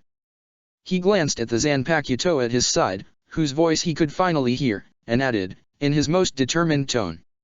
I'm ready. Tatsuki didn't usually practice at school, but with Ichigo's recent revelation that he'd been lying to her his entire life, she had been feeling restless the last few days, and she knew that if she didn't let the rage out with exercise, she was going to end up punching a few faces. That was why she'd picked a most isolated spot to practice, and was thus surprised as a voice said to her, in a respectful tone. You look like you really want to use your hands to hurt something. Tatsuki turned, to see that it was one of Ichigo's friends, the big one, Yatsutura Sato, she thought his name was, who was looking at her with an assessing gaze. She frowned, placing her hands on her hips and shooting back. So what? Strength shouldn't be used to hurt others, only to protect them. She let out a long huff at that and answered. Yeah, well, that's sorta hard to do when you discover the people you were protecting were treating you like a fool the whole time, isn't it? Sato seemed to consider the matter for a moment, then said. Ichigo didn't mean to hurt you, he was just trying to protect you. I don't need his protection, if anything he needs mine. And how do you know it's Ichigo I was met at, anyway? He told me. And of the ghosts, as well. She kicked the ground in frustration at that. Yeah, now he's going around telling everybody, apparently. Sato seemed to consider that, and then said. You'll never settle this alone, you need to speak with him. Tatsuki frowned again. The truth was, she was very stubborn, and when it was important to him, Ichigo could be too. And while she wouldn't call either of the two of them violent, she also knew they both had something of a temper, and when you mixed it all together. I know that, but I also know that, if I see him now, we'll get into a fight before he can explain a damn thing. What if I was there? I could stop you from fighting each other. Tatsuki let out another annoyed breath, but then decided that, really, she might as well get this over with as soon as possible. Alright then, come along. However, when they reached Ichigo's house, they found that he wasn't there. When they asked, his sister Yuzue, who had opened the door, told them he'd left with his new friend Rukia. Tatsuki frowned at that, then Sato asked, in his reasonable tone. Do you know where he could have gone? She was pretty sure she didn't, but then, she couldn't help the smirk that formed on her lips as she answered. No, but I think I know a person that would. And that was how they found themselves knocking on Orium's door. Tatsuki's friend was happy to see her, and when Tatsuki asked her if she knew where Ichigo might have gone, she answered with a smile. Of course. He and Rukia were supposed to meet with Ishida at that cafe he likes so much, to go on their very important mission for catching ghosts. Tatsuki was surprised at that. She vaguely knew Ishida as the best student in their year, although he wasn't in their class, but then shrugged. Clearly this whole ghost thing was way more widespread than she thought. And, she decided then and there, if it had become such an important part of Ichigo's life, then she was going to meddle with it. That'd give her a chance to make peace with him without either of them having to admit they'd been wrong about anything, which was just how she liked it. So she asked to Orium, with a smile. Could you lead us there then? I really want to talk with him right now, it's important. Orium frowned and answered, uncertain. I wanted to go with him too, but Ichigo said it'd be safer if I didn't. The ghosts are dangerous, and I can't really defend myself from them. Tatsuki frowned, unsure as to how to answer that, when Sato suddenly piped in. I can defend us from ghosts, if one of you can see them. Oh. I can. Tatsuki grinned then, smashing her fists together as she said. Alright, it's decided then, let's go speak with Ichigo, and see what this ghost thing is all about. The other two nodded, and soon enough, they were on the road, Orium leading them to the cafe where Ichigo, Ishida and Rukia were planning, whatever it was they wanted to do. Tatsuki couldn't wait to learn. Chapter 8, Blunder. They had just finished the chocolate Ishida insisted on and were getting ready to go, when Rukia frowned and said, in a perplexed tone. We aren't alone. Ishida's eyes narrowed at that. What do you mean? I mean that Ichigo's friends just entered my perception range, and are heading for this place. Ichigo let out a tired breath. He thought he'd managed to make Orium understand how dangerous this was, but clearly he hadn't. He got up and said, I'll go speak with Orium again. I don't know why she changed her mind, but I'll make her understand that to wait for us is the best thing to do here. She's not alone, your other friends are with her, too. Ichigo turned toward Rukia at that. There was nobody else who knew they were here. He'd only ever told Orium because he wanted somebody to be able to tell his family in case anything happened. Which friends? The girl you train with, and the large guy we were talking about the other way. Tatsuki and Chad, if I'm not misremembering the names. What? Why would they be with Orium? I don't know. Why do you think? It was pretty easy to imagine a number of reasons for Tatsuki to be with Orium and ways she could have talked her best friend into bringing her here, but while Chad and Tatsuki were both friends of his, they didn't really interact very much with one another, so Ichigo was at a loss as to why he was with them. Still, if all three were here, he let out a long sigh and said, I'm not sure I can persuade Tatsuki to go back, she's much more stubborn than Orium, and she's angry with me already. Oh? Why is that? Because I explained to her that I can see ghosts and, she didn't took it very well. Ishida frowned at that, and commented. Then you are terrible at keeping secrets, clearly. Which makes you really unsuited to secret missions, such as this one. Maybe we shouldn't include you in it.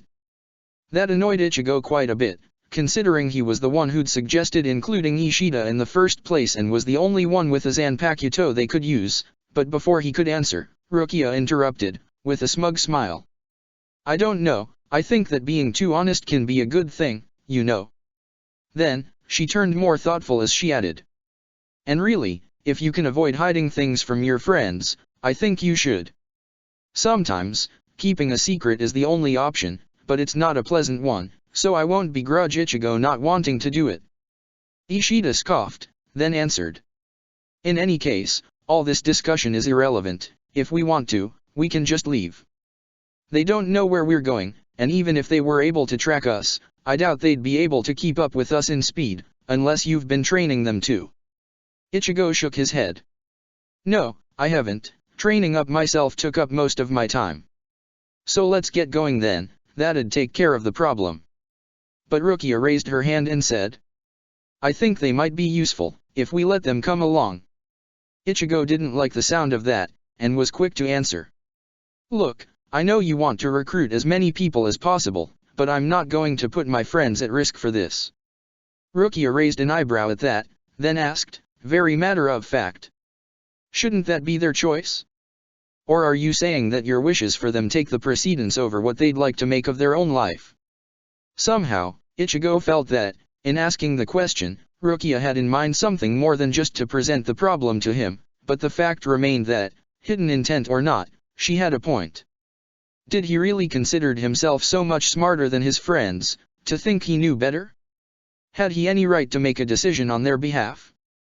He didn't think he did, but they have no idea what it is they'd be going against. Orium is the only one who has ever seen a hollow, and while Chad might be able to defend himself, the others aren't. It's not a matter of making a decision on their behalf, it's that they would not realize what kind of decision they'd be making. Rukia nodded to that, then shot back. Then how about this? I will talk with them, and give them a solid scare, make it clear to them that we're not playing here, that this is dangerous. But if after that they want to come along, we let them. Deal. Ichigo didn't know what to say, and before he could muster an answer, Ishida suddenly answered. I can sense them now, which means they're less than a block away from here. If we want to go, we should do so immediately, waiting only makes sense if you want to bring them along. Ichigo lowered his head at that, accepting that there wasn't really any other option. Alright then, we'll do things your way, but you need to make an honest attempt at scaring them away, okay? Tatsuki won't believe how dangerous hollows can be until she sees them for herself.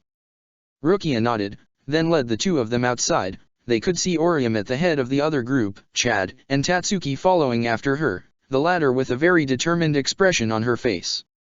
Orium meanwhile was smiling, and waved as soon as they came into view, shouting happily. Hey, Ichigo, we've decided to come along and help. Is that so? Rukia was channeling a very unusual amount of arrogance in her tone as she answered. Ichigo had never heard her be so haughty before, and yet, the way she somehow managed to look down on his three friends despite being shorter than each of them seemed to come so naturally. Ichigo couldn't help but think that she must have practiced. And, he also realized after a moment, it reminded him quite a lot of how Sode no Shirayuki would act, although the Zanpakuto spirit was far more suited to it. Still, since Rukia had always been nothing but polite and friendly with them, her sudden shift in attitude was enough to give pause to Orium and Tatsuki. However, the latter recovered quickly, stepping forward as she said, pointing a finger in her direction. Yeah, we're gonna help, Kukaki, and you're not going to stop us. Rukia raised an eyebrow in an expression of polite disbelief that bordered on disdain, and answered. And why not? I did not require your help. Kurosaki is the one who I hired to guard me, and Ishida has proved himself capable enough to warrant inclusion, but this is my mission, and I don't need any dead weights on it. Your mission? Of course. I told you I hired Ichigo as a bodyguard, didn't I? I'm here to hunt dangerous people, and only one who can fight against spiritual creatures would be able to help me do so. And you can't. Tatsuki narrowed her eyes at that, and shot back. So what? I am a better fighter than Ichigo, and I can see ghosts just fine. Tell me how to hit them, and I bet I'll be doing just fine. Is that so? Let me give you an idea, then, of what you should be ready for. And then, without warning, Rukia let her Ryutsu loose, and suddenly, Ichigo found himself, once again, having trouble breathing, and moving his limbs. It was stronger now than the last time she'd shown this to him, he realized, and as he focused his senses, he confirmed for himself that Rukia's power as she was revealing it right now was about 3 times as high as his own, Chad and Ishida's combined. Ishida was staring at Rukia now, a look of complete shock on his face, but Ichigo could tell that, while he was taking slower, more labored breaths, he was somehow withstanding the pressure, with his skin once again letting out a soft blue glow that was probably related to it. Ichigo himself wasn't holding up as well, but at least he was still standing and, if he focused, he could move somewhat. The effect Rukia's demonstration was having on the others, however, was quite another thing altogether. Orium had collapsed as if a sledgehammer had hit her, and was laying on the ground, breathing heavily. Tatsuki was on her knees instead, using both arms to keep herself from falling further and inhaling in very quick, small gasps, clearly having trouble with it. Chad was standing, but he looked completely paralyzed, and Ichigo realized he was holding his breath. Rukia smiled dismissively at them, then made a rotating movement with her hand, and a sphere of glowing golden fire appeared on top of her index finger. She closed her fist, the light clearly still glowing from inside it, and then she opened her hand again, spreading her fingers wide, revealing 2 more spheres, one each between the index and middle, and ring and pinky fingers. She waved her hand around, the spheres leaving glowing traces of light in the air behind themselves as she did, and she said to them, in the same disdainful tone as before. Each of these lights is as powerful as a bomb, and you can't even move. I could throw each at one of you, and you would all be dead, with no chance of defending yourselves. The difference between me and you is as tall as a mountain, and yet, I am gonna need help against the people I am chasing. What hopes do you think you could have, when facing something even I can't take on my own? She looked them down for a long moment, and then, suddenly, Ichigo saw Chad reacting, pushing his Ryutsu out in the way he'd shown him. Once he did, with that thin armor surrounding him, he was able to take a deep breath, and then move, if slowly, forward, as he said. We can still do something. That's enough. He reached Orium first, and knelt next to her, putting one of her arms around his shoulder. Chad helped her to her feet, and once she was capable of looking at them, they could see the girl glaring, an expression Ichigo really wasn't using to seeing on her face. She clearly couldn't speak with the way she was still breathing slowly and tiredly, but there was no mistaking the defiance her face was displaying. And then, Tatsuki suddenly started to move herself. Ichigo watched and he could see that she wasn't doing anything like Chad had, merely using her own strength to force herself back into standing up. He took a moment to see how she was doing that, and he saw that she was breathing in before moving, and breathing out as she acted, for every move she did, which, he realized, was one of the control exercise they always used to practice proper kata. Except that, instinctively, her soul was matching her breathing, as if body and soul were in perfect synchrony, and whenever she puffed out, a bit of her own Ryotsu did the same, not enough to cover her entirely like Chad's, but enough to push away Rukia's own Ryotsu for just long enough to let her move just one little bit more. Once she was standing, Tatsuki stared down at Rukia and slammed her fists together before aiming her right at the Shinigami and shouting, furious. Bring it then. We're done with Ichigo pushing us away. If he wants to go into danger, then we're going with him. Nothing's gonna scare us away, no matter how dangerous it is, so if you want to stay out of it, you better be ready to fight us for it. Chad nodded at that, and Ichigo got the sense that, had she been able to, Orium would have as well. Then he looked directly at Ichigo and said, you want to protect us, but we, too, want to protect you. It took a moment, but then Rukia smiled, her disdainful expression disappearing even as she closed her fist, making the glowing lights disappear and, a moment later, the pressure disappeared as she sealed the Ryotsu back inside of herself, once more projecting the sense that her soul was about as powerful as Katsuki, thus 2/3 of Ichigo's own. While the others looked at her with confusion, she clapped her hands and said, satisfied. All right, then it's decided, you will be coming along too. And what happened to all that threatening aura you just pulled out? Rukia winked at Tatsuki and answered. Oh, I was just testing you. Then she turned more serious and continued. But just so we're clear, I wasn't joking either. We don't know what's gonna happen, and it's very likely that, whatever goes down, it might be extremely dangerous. I'm happy to have you along and helping, but I'm in command here and, if I tell you to do something, I want you to do as I say without questions. Are we clear? Your life might well depend on it. Chad, Orium, and Tatsuki all nodded, and Rukia let out a long breath before she simply stepped out of her body, which had Ichigo's eyes widening in surprise as he caught the Jigai before it could hit the ground and shouted to her, annoyed. What the hell? Warn me before doing that, you could have hurt yourself. She shrugged, and shot back. It's just a Jigai. Now, Ishida, you said you had rented me a room in here to leave this, right? Yes. Good, then if you could get this there, I would say we're ready to go, as soon as Ichigo changes. Orium looked suddenly embarrassed at that, while Tatsuki asked, sounding confused. What does she means, change? You got an armor to go along with the sword or something? Ichigo shook his head. No, she just meant walking out of my body, like she did. Tatsuki and Orium looked quite surprised at that, but Chad only narrowed his eyes. Chad? Can't you see me? The other boy didn't answer, only narrowing his eyes, but Rukia waved and answered. It's fine, if he keeps trying to see, he'll manage to eventually, as his soul gets a bit of exercise in. I don't suggest trying to force it, it's better if he figures it out on his own, it'll put less strain on his soul if he's not forced into it. Really? Rukia turned to Tatsuki at the question, looking at her with an evaluating gaze for a long moment before answering. Yes, but don't worry too much over it. It's not like it hurts you or anything, it's like being a bit short-sighted, you pick up less details, especially at a distance, and you'll have trouble developing longer range sensing, but in general it's hardly a noticeable drawback. But until it's an emergency situation, I'd suggest not forcing it, just have one of you stand close to him and point him toward us, and that should suffice for what we're planning to do tonight. I'll do it. Orium enthusiasm caused Rukia to smile, but then Ishida came back from the cafe, and she nodded with determination at that as she said, her tone serious.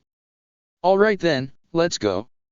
Ishida, I think you can carry the others.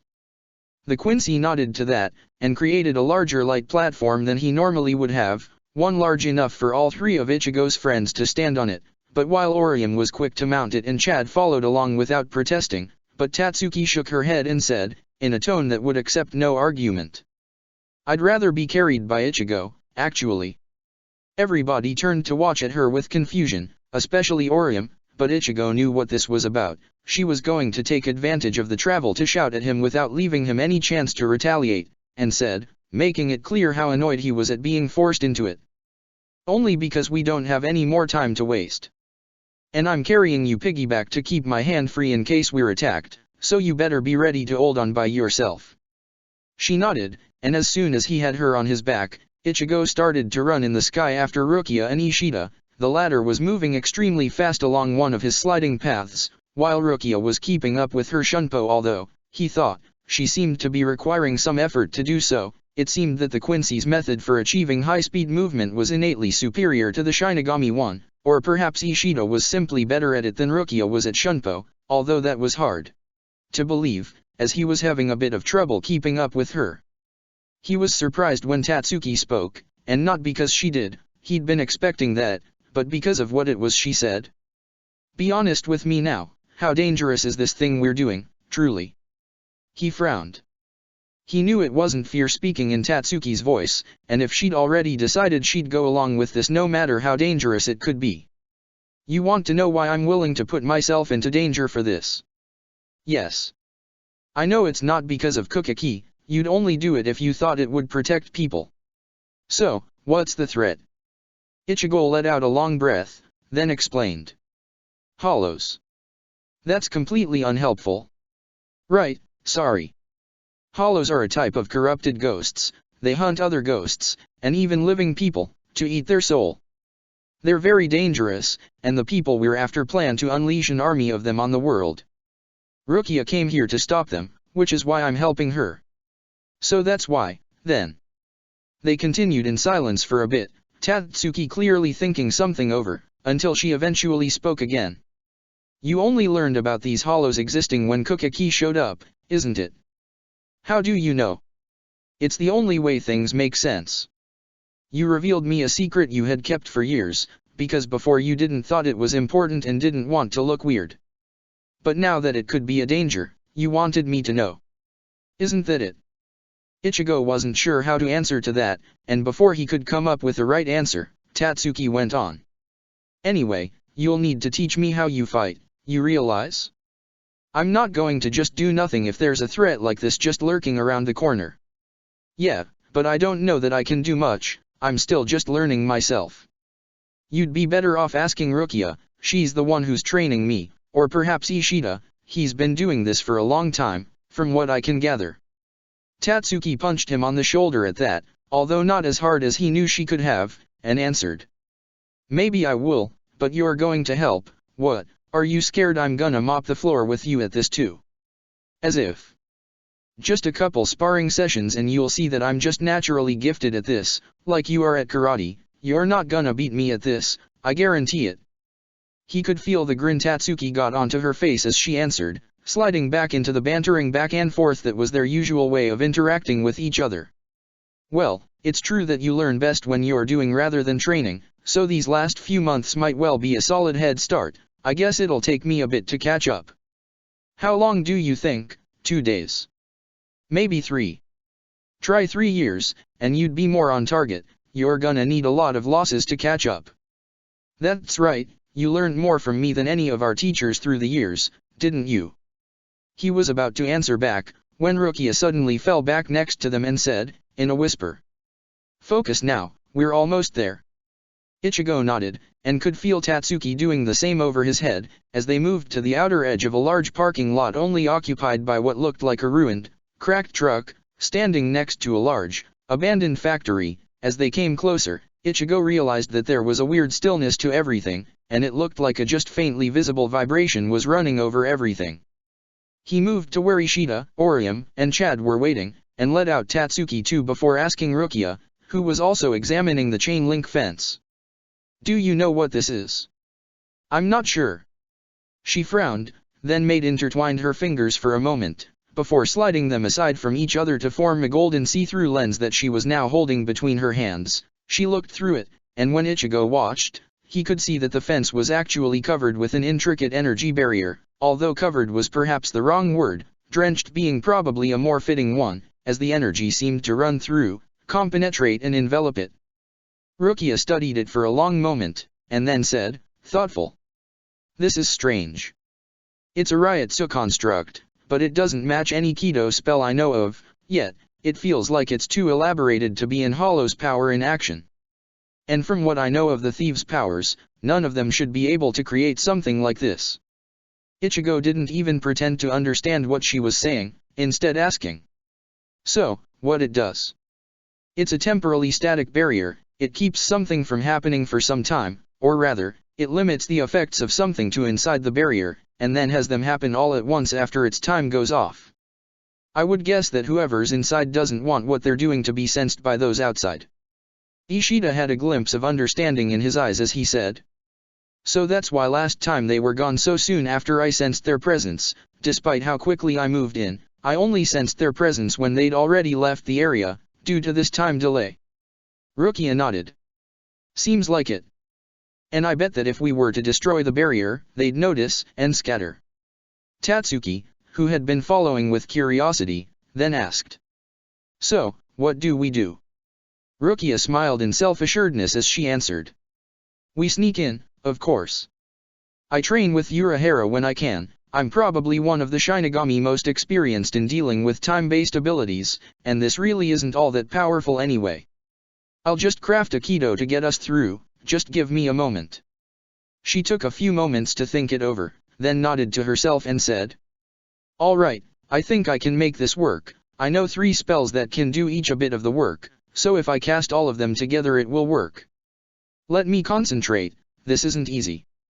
Then, Rukia started moving her left arm in a set of wide, sweeping movements. Meanwhile, she was using her right hand to make a series of sharp pokes at the air, using multiple fingers at once in weird positions.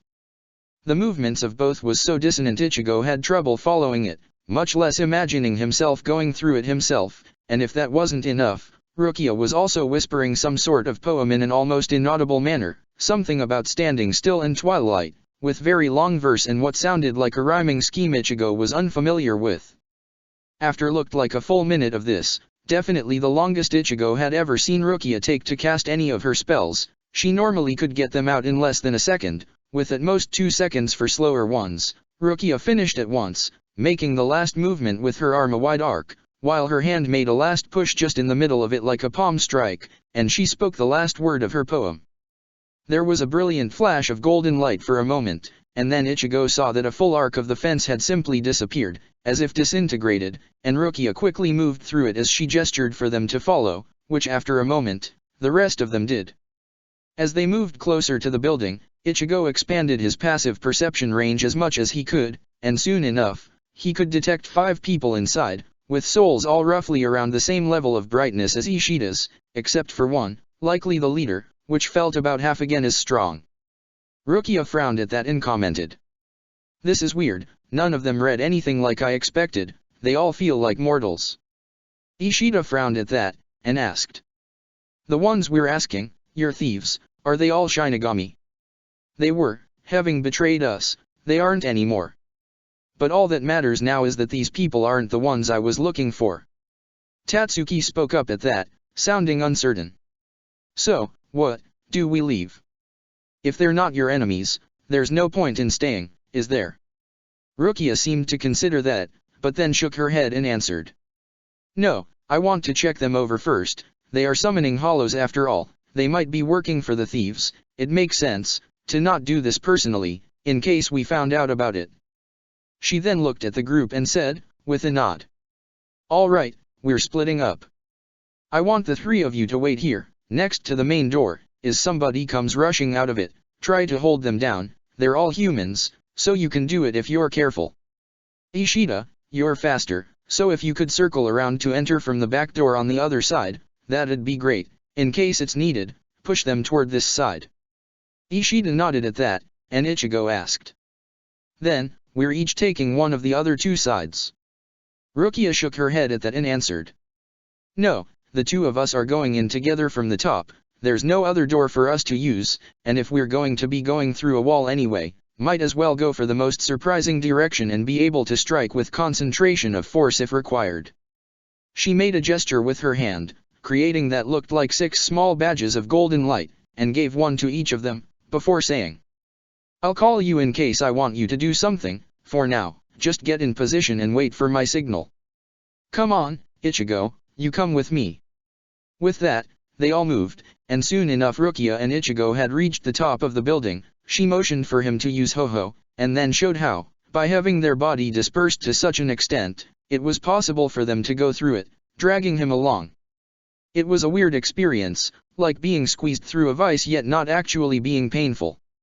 Once through, Rukia placed a finger on his mouth to keep him silent, while they listened to the discussion going on under them, amidst the multitude of ruined trucks, cart parts, and other such wreckage that littered the warehouse. The group was relatively diverse. Sitting on one crate at one side was a short teen with blonde hairs, wearing a black cap and coat. He wasn't participating in the conversation going on around him, instead focusing on playing a video game of some sort. Then there was a middle-aged man with a large black mustache, wearing a leather strap covering his left eye, as well as a dark vest and white shirt which resembled a bartender's clothes. Next to him was a tall, dark-skinned woman with sharp features and black hairs, wearing knee-length dark boots that looked surprisingly elegant when matched to the rest of her outfit, a set of form-fitting pants and a sleeveless top. The two were speaking in low tones with each other, while watching the last 2 members of the group. These were one girl with red hairs arranged into pigtails wearing a white cap and an elegant black and white dress, who was angrily pacing as she shouted to the last figure, standing in the center of the area, a man with slicked back dark hair wearing a black jacket with a fur collar and, much more noticeably, had a sword almost as large as himself that he was leaning on. You keep this going, you're gonna kill yourself, and then this will all have been pointless. We should stop here for now. The man laughed, a deeply rich sound, and answered. We're being as careful as can be, you're overblowing the risks. Beside, at this point I think I'm powerful enough to handle any one random hollow. That's ridiculous. You yourselves told us that a single hollow was enough to very nearly slaughter your old team, or am I misremembering that? This caused the other man to stiffen, but then the middle-aged man said, in a placating tone. Now, no need to bring such matters up. Jinjo has become much stronger since then, and meeting another hollow as strong as the Grand Fisher is unlikely. Yeah, but unlikely is not the same as impossible. Is your fear really that great, Ririka? The girl turned toward the other woman, who'd just addressed her, pointing a finger and saying, in a warning tone. Be careful what you say, Jackie, or I'll make you regret it. Like you could. Why, you. That was when a beeping sound suddenly rang, and the blonde boy looked up from his video game to say, in a neutral tone. The device has recharged, we can open another breath whenever. Are you ready for it, Jinjo? The man straightened, grabbing his large claymore in 2 hands. Ichigo noticed that the weapon's hilt ran some way into the hilt, which was weird, and nodded, saying. When you are. Ririka crossed her arms at that and commented, morose. I still think you're taking on too many in sequence. Jinjo shrugged at that and answered. Maybe, but you heard Hiriko, it won't be long before Shinigami find us, and when that happens, we need to be ready for them. Rukia's eyes narrowed them as she whispered to Ichigo. Okay, we're going in. So they're the thieves after all? No, but they're working for them. That name, Hiriko? That's the name of the thieves' leader.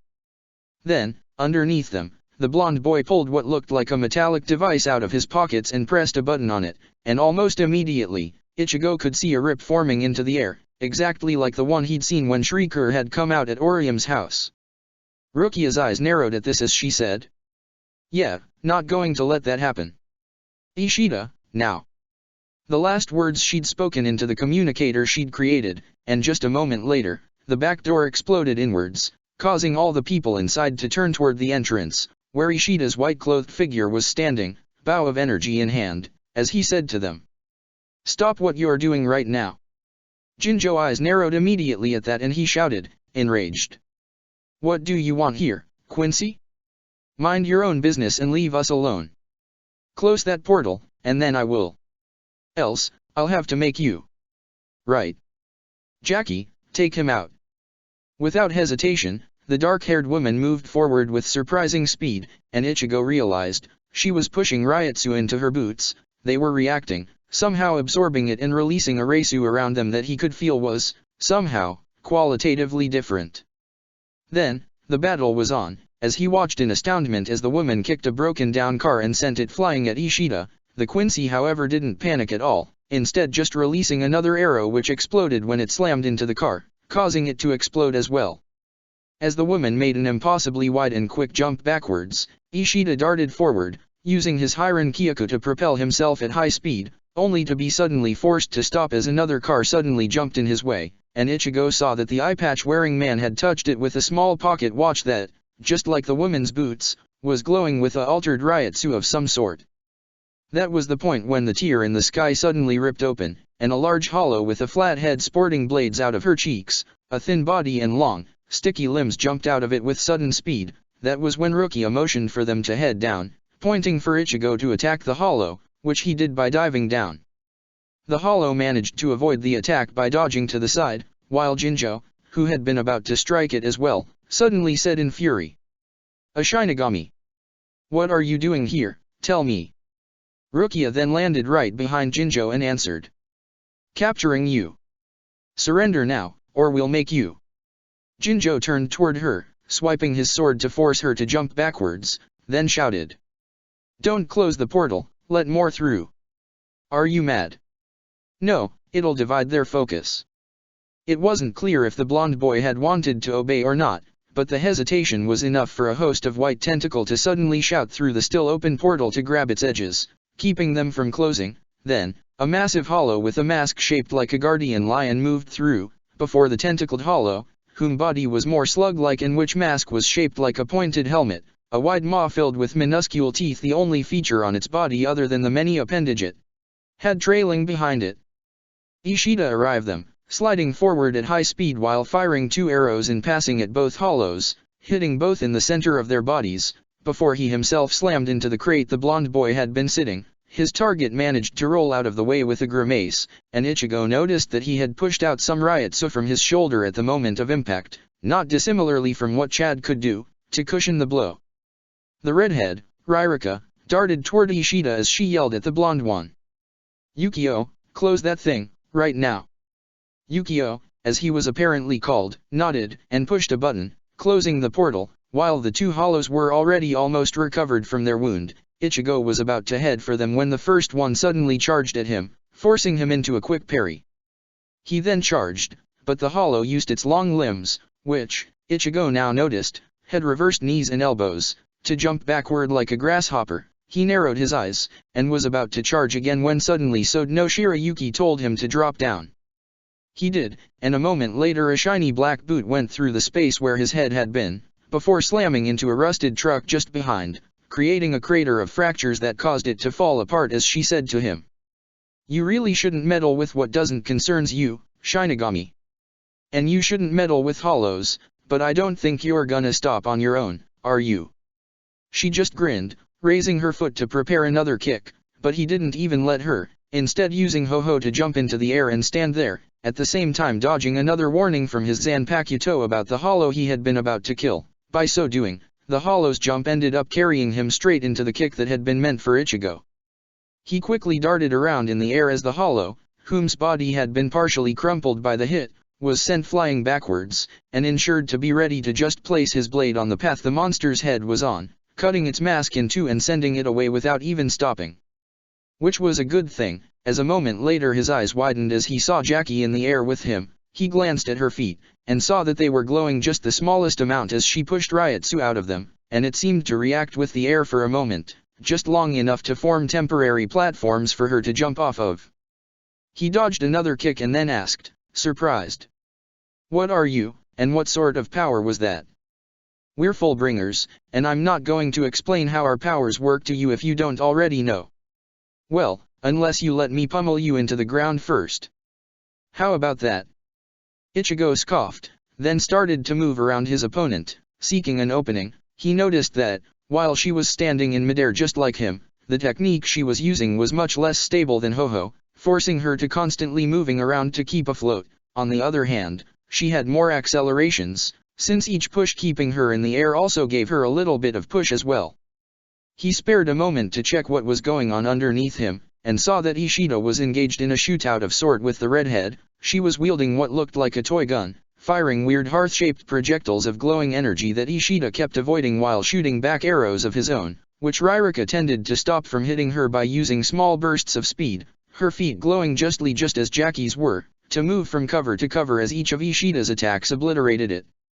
Rukia, meanwhile, was firing off blasts of energy and creating barriers to attack and keep her opponents separate by one another as she did, somehow managing to keep at bay the two hollows as well as the three humans all by herself, although the simple fact of having so many attacks coming her way kept her on the defensive, stopping her from effectively counter-attacking.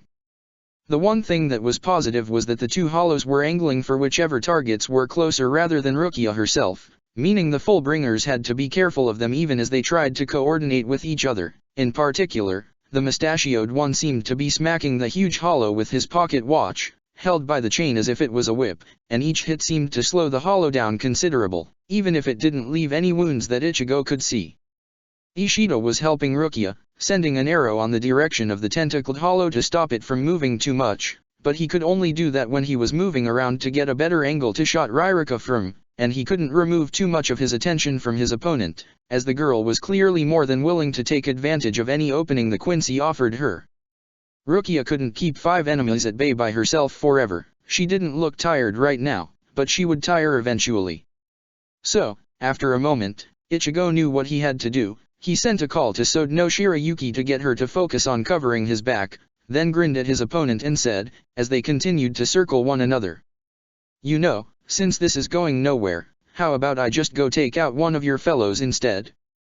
She looked shocked for a moment, and Ichigo took that to dart downwards, aiming toward Yukio, the blonde body, who had been the less active combatant so far, mostly due to how Rukia kept placing barriers in his path when she wasn't dodging Jinjo sword slashes or firing globes of glowing golden fire at the other Fullbringer, looked suddenly upwards as Jackie shouted his name, charging after him, and on the last moment, Ichigo suddenly dodged to the side, letting the other Fullbringer to slow down, which due to her less balance, she was unable to do before colliding with her ally.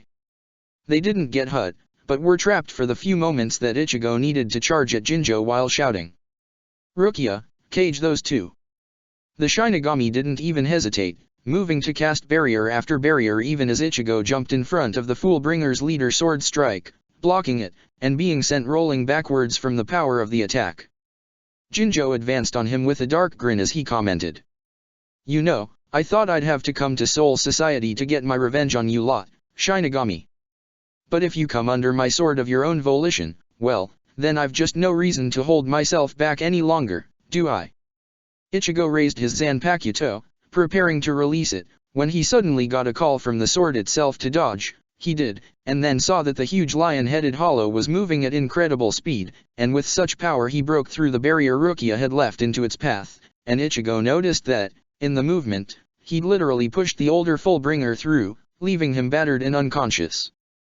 The hollow didn't stop, instead grabbing the unconscious Fullbringer by his leg and swinging him at Jinjo, who raised his sword to stop the hit with the flat of the blade, and then, the moment the body was touching the sword, suddenly a multitude of tentacles sprouted from the steel, wrapping themselves around his ally and, when Jinjo darted backwards, removing him from the hollow's grasp. If the huge hollow was surprised by this, it didn't care, instead charging forward once again, heading toward the barrier containing the Fullbringers, breaking through it at will. Luckily for the two Fullbringers behind it, Jackie had been ready for the attack, grabbing Yukio and dashing toward the air. However, she wasn't prepared for Rukia suddenly appearing at her side and firing one of her golden fire globes at her from point-blank range, which sent both Fullbringers crashing to the ground, although in the process it also pushed them pretty far away from the huge hollow.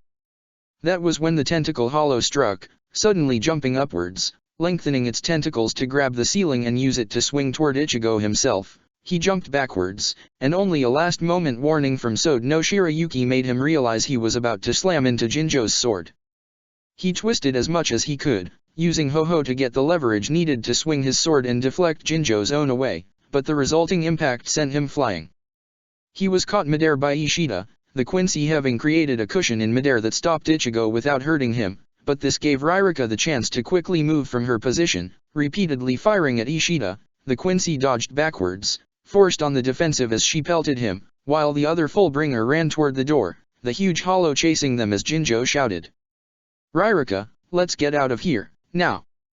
The redhead nodded, rushing forward, and while Ishida recovered his footing and Rukia placed a new set of barriers in front of the tentacled hollow, he rushed after their enemies who, upon opening the door, found themselves face to face with Chad, Orium, and Tatsuki. This caused the Fullbringer to hesitate for a moment, of which Tatsuki took advantage of by grabbing Ririka and slamming her into the outer wall of the warehouse, leaving her dazed.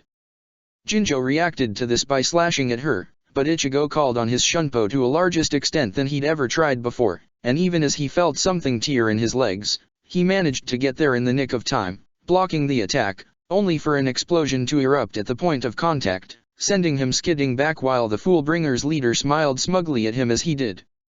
Meanwhile, Jackie went to kick Chad out of her way, but he crossed his arms and took the attack head-on. Ichigo could see him pumping his Ryotsu out, which caused a flash of surprise in the Fullbringer's eyes.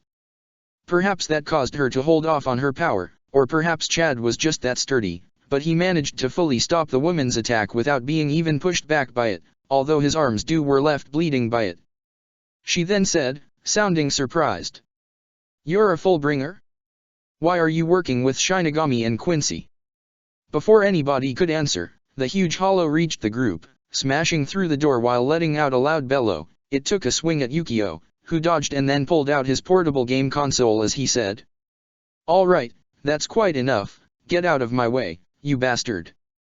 He pressed a button as he aimed it as if it was a gun, and a sudden rip in reality opened, sucking the huge hollow within, along with the closest people to it, Orium, Chad, and the Fullbringer Jackie. As the huge hollow disappeared, 4 arrows made of glowing blue energy shot through the place where it had been, clearly having been aimed at the hollows, and slammed into the young blonde Fullbringer, sending him rolling to the ground in a cloud of smoke, with blood spreading to the ground. Ishida looked shocked for a moment, clearly having not meant to hurt the boy as much as he had, and Ichigo suddenly realized that, during the battle with Ririka, she'd been hiding behind cover that could not possibly have been tougher than the car Ishida had destroyed with his first shot. He'd been holding back to not hurt any human. Ririka, however, didn't seem to have reached the same realization Ichigo had, instead letting out a furious scream as she took advantage of Ishida's shock to fire several shots at him. Rukia was there in a moment, a shield appearing in front of her to stop the shots, except the shield disappeared into nothingness after taking the first hit, and Ichigo only had a fraction of a moment to see the shocked surprise on Rukia's face before the following up shot impacted her and she too seemed to disappear into thin air, with Ishida doing the same a moment later as another of the follow-up shots hit him straight in his chest. The sound of approaching steps dragged Ichigo back to attention as he saw Jinjo slowly advancing toward him, vengeful glee in his eyes. Ichigo went to get back on his own feet, but he collapsed and, upon looking down, realized that his legs were bleeding. He gritted his teeth, refocusing on his approaching opponent. He had sewed no Shirayuki whispering in his ear that he could probably use the ice from her released state as improvised bandage to keep himself going, and he knew the wound was light enough he would recover once he was back in his own body, but the guy had already shown 2 powers from his sword, the tentacles and the explosion, which made him unpredictable. Before any more fighting could happen, however, Ririka shouted, "Jinjo, we need to go, now. I think Yukio might be dying," and with Kiriko down, everybody could have sensed what happened here, which means Shinigami reinforcements will be coming soon. And there's a hollow in there as well, if it gets free, we'll lose even more time. He won't last that long. Jinjo stopped, glaring, then said to Ichigo, in a low tone, "You better hope we don't meet again, Shinigami, or it'll be your death." Then he ran to where his fellow Fullbringer was laying on the ground, grabbing him before he and Ririka both jumped into the air and flew the scene. Ichigo let out a tired breath, then turned to Tatsuki, only to find that she was unconscious, and bleeding. He hadn't even realized it, but even if he'd shielded her with her own body, that apparently hadn't been enough to stop the damage from Jinjo's explosion. He quickly knelt, taking her on his shoulder as he whispered, trying to sound encouraging. "Don't worry, I'll bring you to the clinic, Dad will fix you up." Stay with me, okay? Stay with me. She let out a low and incoherent moan, but that at least meant she was still alive, which was all Ichigo needed to know at this point. He quickly left the area, not looking back at the places where all his friends had disappeared, promising himself that he'd come back, find out what those Fullbringers' weird powers did, and make sure they were all right, and that he'd save them. He tried not to think of the possibility that he could be wrong, because he didn't know what he'd do if he was. Chapter 9, Teamwork. Rukia had not expected the heart-shaped projectile to make her shield disappear. That should have been impossible, as the shield was immovable and, if overpowered, would normally explode, and thus didn't have anything ready to stop the follow-up shot from hitting her. She felt disoriented for a moment, but didn't feel particularly hurt, and as she checked herself, she didn't have any wound. She looked behind herself, and saw that Ishida also didn't look hurt. Their surrounding, however, looked different, to an extent. She frowned. It still looked like they were indoors, and inside a warehouse, except it looked like a vastly larger one. With much larger crates laying around, and everything clicked when she noticed a giant tire in a corner. What happened? She turned to watch Ishida, then let out a long breath and answered, tired. The Fullbringer's projectiles seem to have had a miniaturizing effect. We're ant-sized right now. Ishida frowned, looking around at his surroundings until he finally commented. That's not good. I think we underestimated them, and it was a mistake. Yeah, it had been a mistake. Her own mistake, as Rukia knew all too well. She knew that, outside of Hirako Shinji, none of the people she was hunting, the traitorous Shinigami he'd turned to his side, had even been unseated officers, let alone on the lieutenant level like she was. And the Fullbringer in here hadn't looked any stronger either. Once she'd been able to sense them, she'd thought it'd be easy to capture them and get the information she needed, and a good opportunity to get Ichigo and his friends to practice fighting spiritually empowered enemies in a less dangerous environment.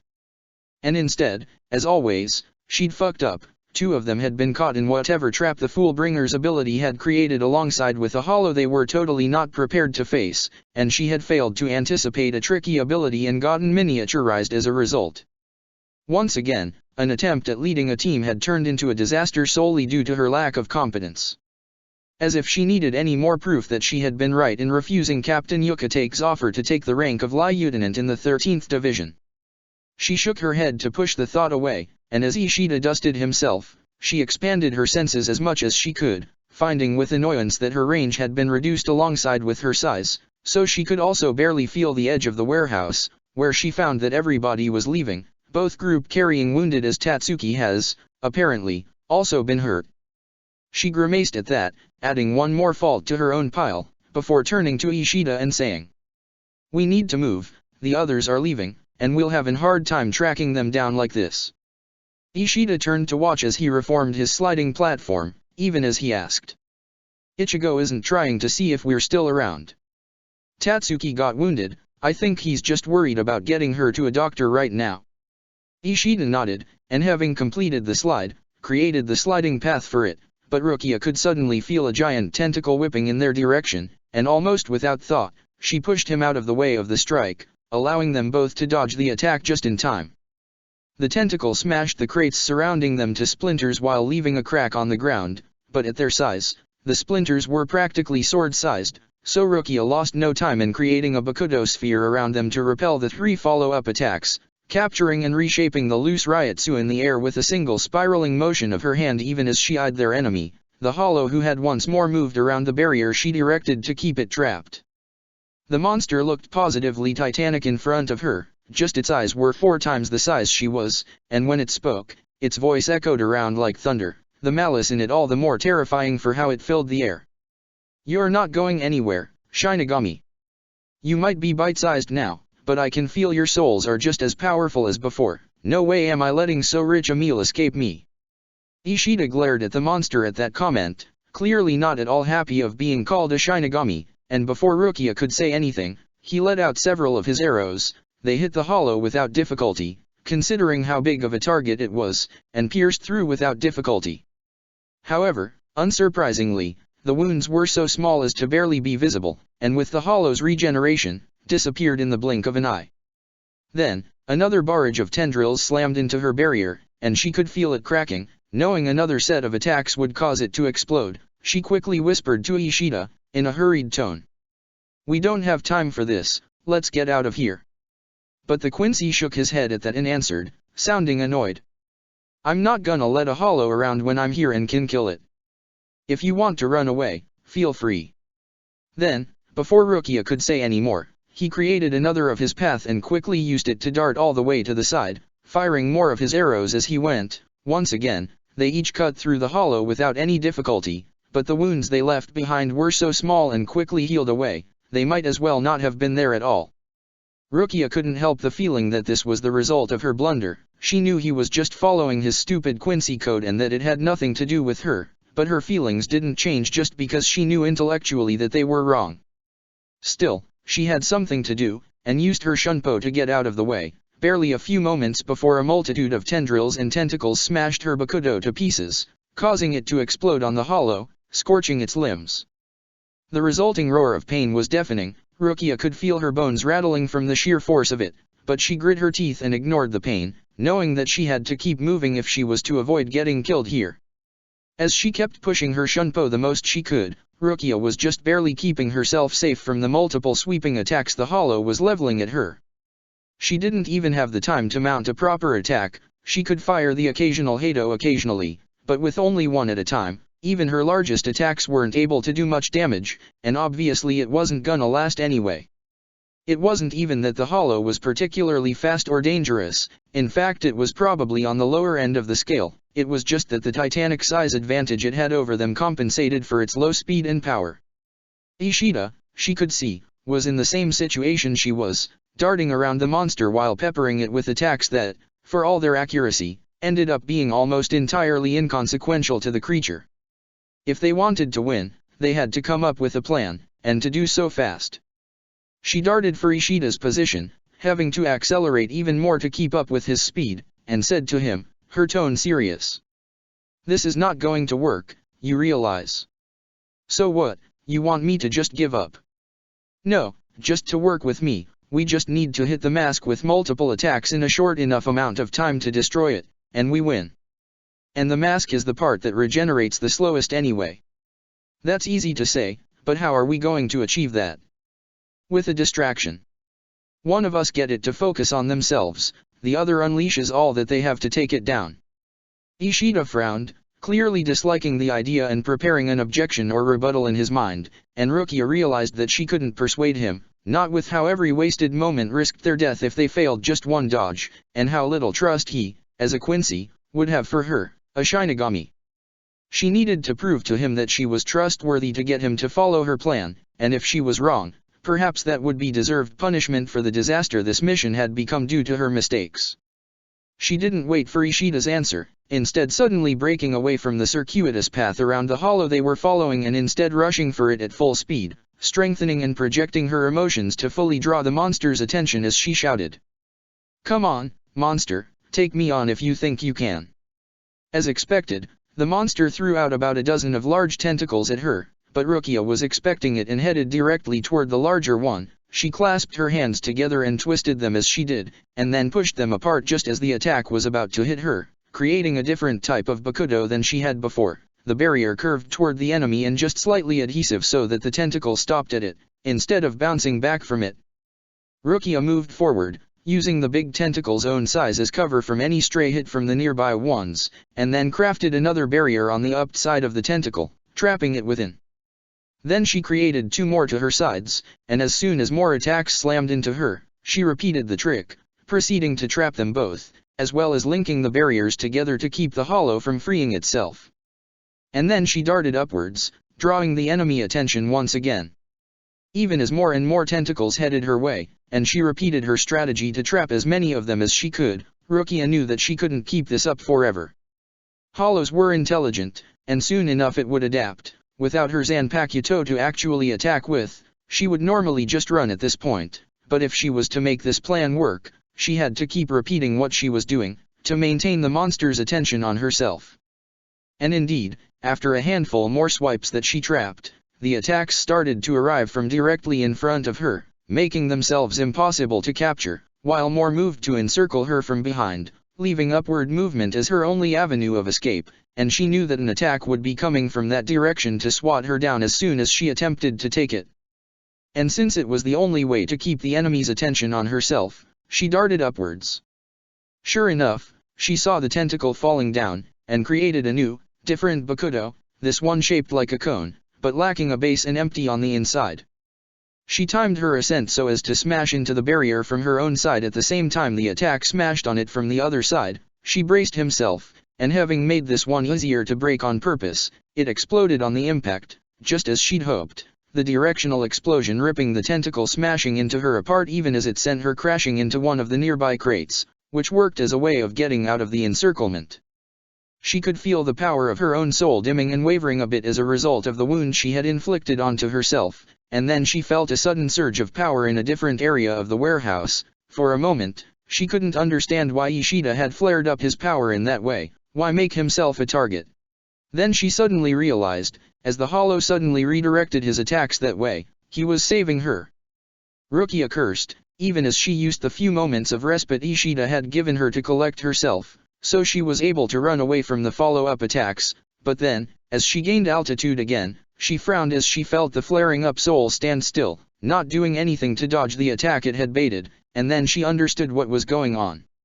She refocused her sensing, ignoring the bait being smashed to pieces by the Hollow's attack, and found Ishida just as he stopped hiding his presence and let go a single arrow from his bow as he said, apparently to himself if the self-satisfaction he was letting out was anything to go by. Hiling Feel, region licked. The arrow looked like any other Ishida had fired before to Rukia at first, except perhaps for having a bit more concentrated Reishi than usual, but then, as it traveled, the arrow started to splinter, as if separating into smaller but more and more numerous arrows as it shot forward, aimed straightly at the Hollow's mask. By the time the arrows had made it to the monster, which took less than a third of a second, in truth, far too fast for the enemy to react in any way, they were covering so high an area that they pulverized the Hollow's entire mask in that single volley. The creature stood there for a moment, waiting with nothing but an empty hole where its masked face had previously been, before the body collapsed to the ground, dissolving into a sea of Reishi particles. Rukia let out a relieved breath at that, then turned to Ishida and commented. "Nice ability there. Why didn't you use it the last time I saw you hunting, back against that spider-like Hollow?" The Quincy shrugged and answered. "I'm very far from mastering it. I can't yet control the amount of splitting the attack undergoes in any way, and at regular size, the arrows have enough penetration to go through any Hollow to hit what's behind them, and enough power to collapse an entire building. I'm not going to unleash something like that where people live. I hope to get it down to a level where I can control and manipulate the splitting precisely to adapt it to the threat, but right now it's still a work in progress. Of the 6 Quincy arts, the only one I've truly mastered is Hirenkyaku. I have a lot of work left in the others. And Hilig Feel is the one that gives me the most trouble." He paused, perhaps realizing that he'd revealed quite a lot about his ability to a potential enemy, and Rukia braced herself for a threat about not telling anybody else, but instead Ishida said, sounding puzzled. "What you did there was very reckless. If I hadn't understood what you were going for, you could have easily died." Rukia shrugged at that and said, "It was the only way we could take that Hollow down. I thought you smart enough to figure that out." "Indeed, I was. And yet, you could have just walked away. Killing an Hollow without a Zanpakuto is something you Shinigami forbid us Quincy from doing, yet here, you were willing to help me do it. Risked your life for it, even." He seemed ready to ask why, which Rukia wouldn't know what to answer with, mostly because she herself didn't really knew why she'd done it, but then he shook his head, merely offering her a bow as he said, "Thank you for the help." Rukia instinctively bowed back. Years of the training her brother had pushed on her coming to the surface on their own, but she quickly recovered from it and said, in a serious tone, "Think nothing of it. Now come on, we need to head back to Urahara. Let him and my captain know how the situation got complicated. I don't know what Hirako allied with these Fullbringers for, but it cannot be good." Ishida nodded, and the two of them moved to leave. At their current size, the journey to make it back to her allies was not going to be a short one. As they reached home, Ichigo was somewhat less worried, and somewhat more Less because he could feel that Tatsuki's soul didn't seem to be fading or anything, it was still inside her body, and she'd even stopped losing blood, more because she was still unconscious, and he knew pretty well that any unconsciousness longer than a few minutes, especially coming from a concussion, could be a pretty bad sign. Thus, he didn't really bother returning to his normal body or trying to think of an excuse for it. Instead, he barreled straight through the closest window, thankful of having found it open, and cut off whatever silly welcome his father was about to come up with by saying, letting his worry clearly through. Tatsuki got wounded, and she's been unconscious for a few minutes now, you need to check her over.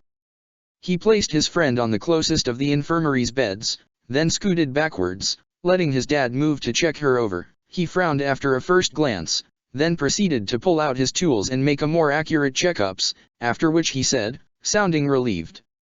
It's nothing too bad, she's asleep, but not from the hit, so there's no brain damage.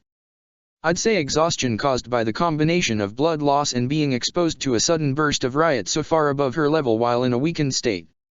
Ichigo could feel the weight falling from his shoulders as he confirmed Tatsuki wouldn't die.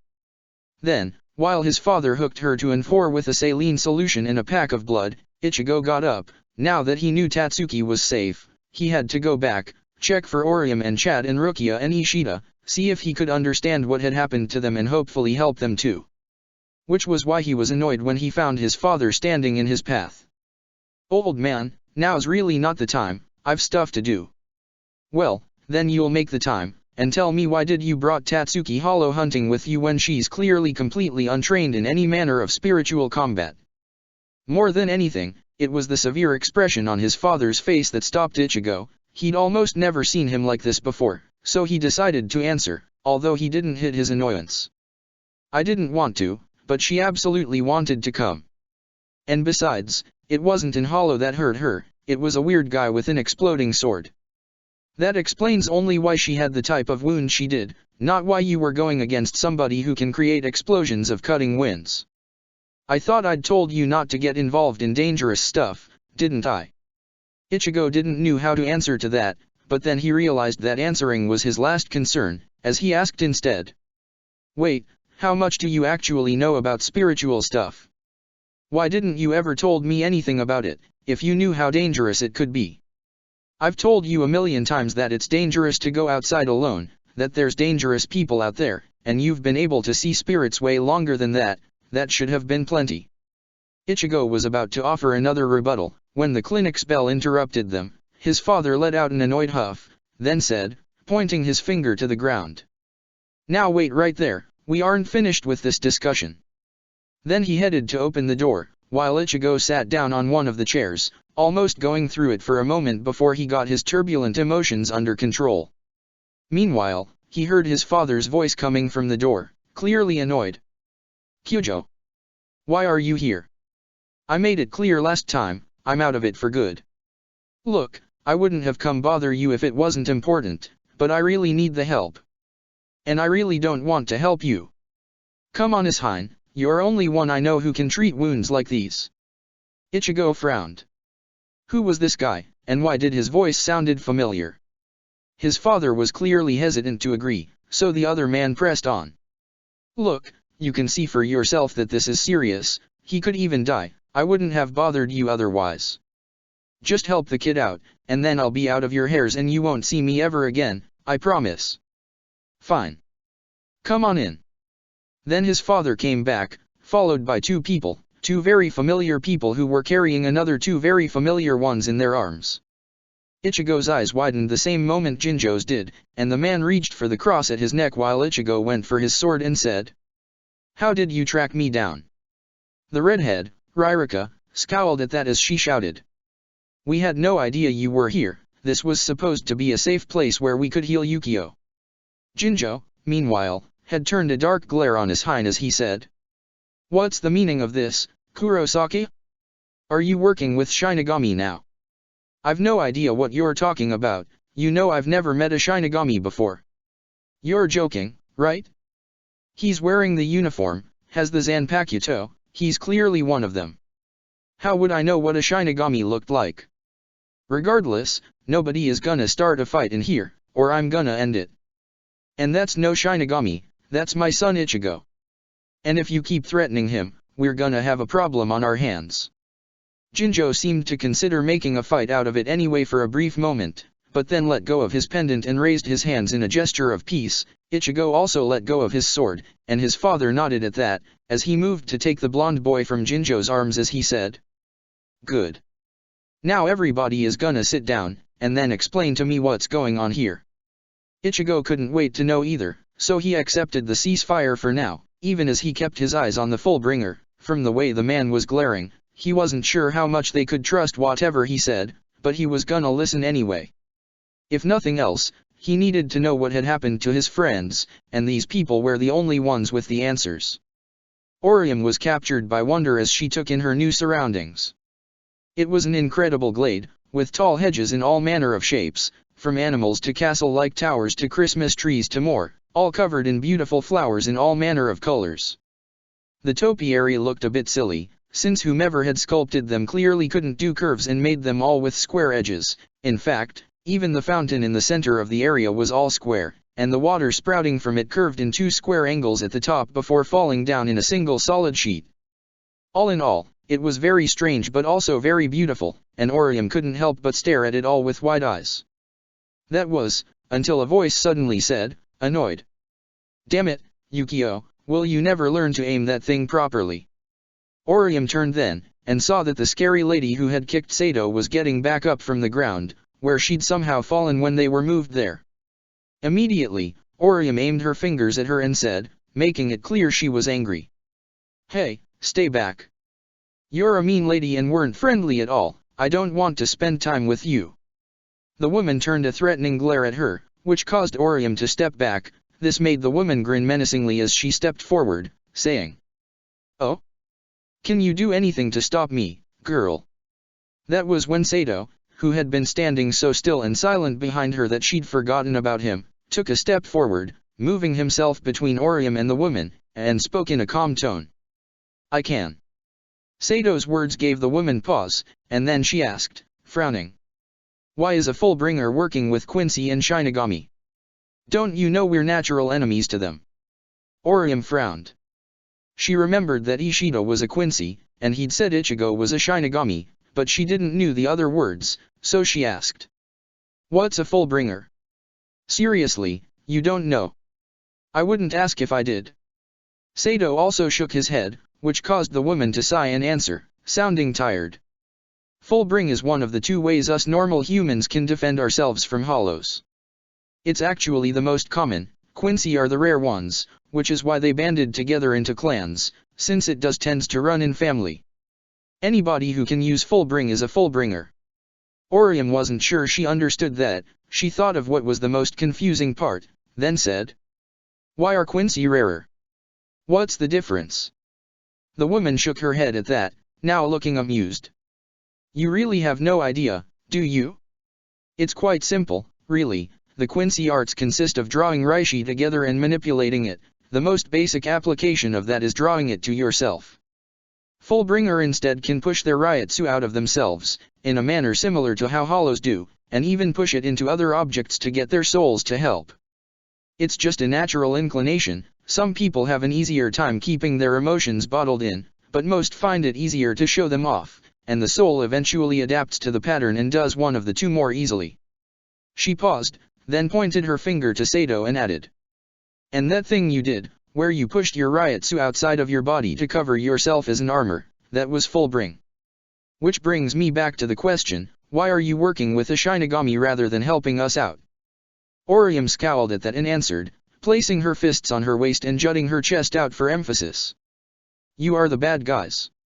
Why would we help you summon monsters?"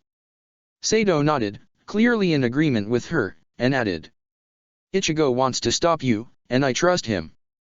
"That, too." Orium nodded herself, trying to make it clear to the woman that they weren't budging on this, which caused her to frown, looking chagrined. "Look, it's not what it looks like, okay? We're not summoning hollows to let them loose, we're summoning them to kill them. It was never our goal to cause them to run away the way they did." Orium was surprised at that. The woman seemed sincere, which raised the question, "Why did you do it then?" The woman let out a sigh. "You see, Jinjo's awakened item allows him to steal the power of every hollow he slays and adds that power to the item itself. That means that, by slaying hollows, he grows more powerful. That's the only reason we were doing that. What's an awakened item? Is that a power full bringers have? Sarda. You see, every item has a soul, but they are generally asleep. Full bringing can be used to gain the help of those souls in a small way for a few moments. However, since souls grow by accumulating new memories and go through life experiences, an item's soul can build a connection with its owner that is stronger than average, generally because of strong emotions, think keepsakes or stuff like that. If you awaken an item like that, it gives you a very powerful ability, much like a Zanpakuto's Shikai. Orium was about to ask what a Zanpakuto and a Shikai were, when suddenly a huge roar echoed through the clearing, and they all turned to the left, where they saw the huge hollow with the lion head mask moving toward them. The woman cursed at that and said, "Damn it, what's Yukio's doing? If it reaches us, that thing's gonna smash us into a pulp. Why hasn't he pulled us out yet?" The hollow roared again, and then delivered a brutal punch to one of the hedges, and instead of being crushed or smashed, the topiary exploded into a shower of flickering shards of green light, which immediately after dissolved into sparks. Orium watched that with a mix of surprise and awe. She'd never seen a topiary do that before, and then asked, while watching the monster repeat his effort on another of the oddly square decorative bushes. "Why did it do that? What sort of place is this?" "It's a simulation. Yukio's item lets him create pocket dimensions with rules he can make up." "What are you two talking about?" Both of them turned to Sato at his question, and then Orium understood. "Oh. This place is made all out of ghost stuff, right?" "It's made of reishi, yes." "Why does that matters?" "Sato can't see that stuff." The woman looked at her in incomprehension at the explanation, which Orium found weird. It didn't seem that complicated to her, but before she could say anything more, the hollow barreled through a number of the grass hedges at once, and the woman cursed once again before saying, "Don't stay here, run and hide, you idiots. If we can stay hidden for long enough, Yukio will surely realize that we've been trapped in here with the hollow and get us out." She didn't really wait to see if they would follow her suggestion, instead running into a corridor to the left and quickly disappearing behind a bend of it. Orium decided to follow the advice, as she grabbed Sato's arm and dragged him to hide on another maze of greenery to the left, leading the way since he apparently couldn't even see the walls of the maze, even though he could still bump into them if he moved in the wrong direction. They kept running for a few minutes, the sound of the hollow smashing around getting steadily less loud. That was when Sato put a hand on Orium's shoulder, making her stop. She turned to him, and Sato asked, in a neutral tone, "Are we far enough?" Orium looked for the hollow, and being huge, it was easy to find. It was roaring in the distance but looked like it was standing in the same place, repeatedly smashing the hedges around itself with incredible rage. Orium let out a long breath at the sight, then told to Sato, "We're safe here, I think it's trapped, it keeps smashing in the same area." Sato nodded, then looked worried for a moment, and pointed in the general direction where the hollow was as he asked, "Is the hollow there?" Orium was surprised, then smiled up at Sato and said, "Happy." "That's right, it's exactly there." "Have you managed to be able to see it now?" Sato shook his head. "No." "What? Then how are you able to tell where it is?" "I'm not." "But that's where the Fullbringer is limping on the ground, as if to dodge something. She looks very wounded." Orium's eyes widened at that. She couldn't see anything, but Sato could see through the walls, or rather, the walls were invisible to him, so she didn't doubt it was right. She placed a hand on her mouth in shock, shaking her head. She couldn't believe the other woman could get hurt. She'd looked so strong when they were fighting earlier. "I'm going." "What?" Orium turned to Sato, confused, and he explained, in a patient tone. "Did Ichigo ever told you how the two of us became friends?" She shook her head, and he went on, pointing to the small golden disc dangling from his neck. "A group of thieves had taken this pendant from me. It's the only thing my abuelo ever gifted me, the only thing of his I have left. I'd promised my abuelo I would not fight, that I'd only use my strength to protect others. That's when Ichigo showed up, and punched them all, and got it back for me. And he said that if I couldn't fight for myself, then he'd fight to protect me. And I said then, that I would fight to protect him. That's what my strength was given to me for, to protect people. He pointed in the direction the hollow was, and went on. If Ichigo was here, he would already be out there fighting. As his friend, I need to do the same. Orium couldn't help it as tears fell from her eyes at the story. It was a tale so full of emotions and Ichigo, both things that she loved. She closed her fists and said, nodding. All right then, let's go. Together. Sato looked surprised, then said. But you can't fight. No, but I can see it, and you cannot. I want to help too, I don't want to hide like a coward. Sato looked at her in silence for a moment, then slowly nodded. All right then. Then he lowered himself, pointing to his pretty large shoulder as he said. Sit there and hold tight then. She nodded, and once Sato had her solidly on piggyback, he got up, standing atop his head. She could actually see over the top of the various hedges that constituted the labyrinthine garden, and noticed that they really did look video gamey, with a perfectly flat top that was a single piece instead of many separate, tiny branches. Which side should I go?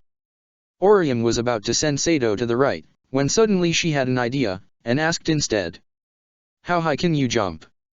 In answer, Sato made a pretty impressive standing jump that carried him above the edge up to almost the shoulders. Orium had to admit to a certain fear at the thought, but she pushed it down. Ichigo wouldn't have fear, he would save people no matter what. And said to Sato, pointing. Okay, jump in that direction, and there'll be a ledge that you can grab, get yourself on top of it, and then we can make it there by standing above the hedges. It'll be much faster this way. Sato nodded, and a few moments later, they were standing atop the maze. Orium could see the hollow in the distance and pointed at it, shouting. Let's go. Then they were off. Sato started darting forward, moving along the roof of the hedges. Orium told him when he should jump whenever an interruption in the path formed between them, and while on the first few she wasn't perfect and Sato jumped a bit earlier or late, causing him to have to grab the hedges and haul himself up again as he did, soon enough she got into the rhythm, timing each jump perfectly to keep them advancing as fast as they could.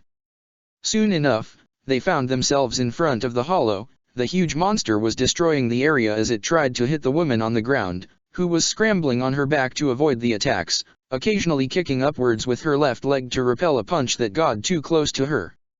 Now that they were closer, Orium could see that the woman's other leg looked like it had been broken, probably why she wasn't running away or fighting. Still, that didn't matter right now. Instead Orium pointed in the direction the hollow was standing and called to Sato. It's there.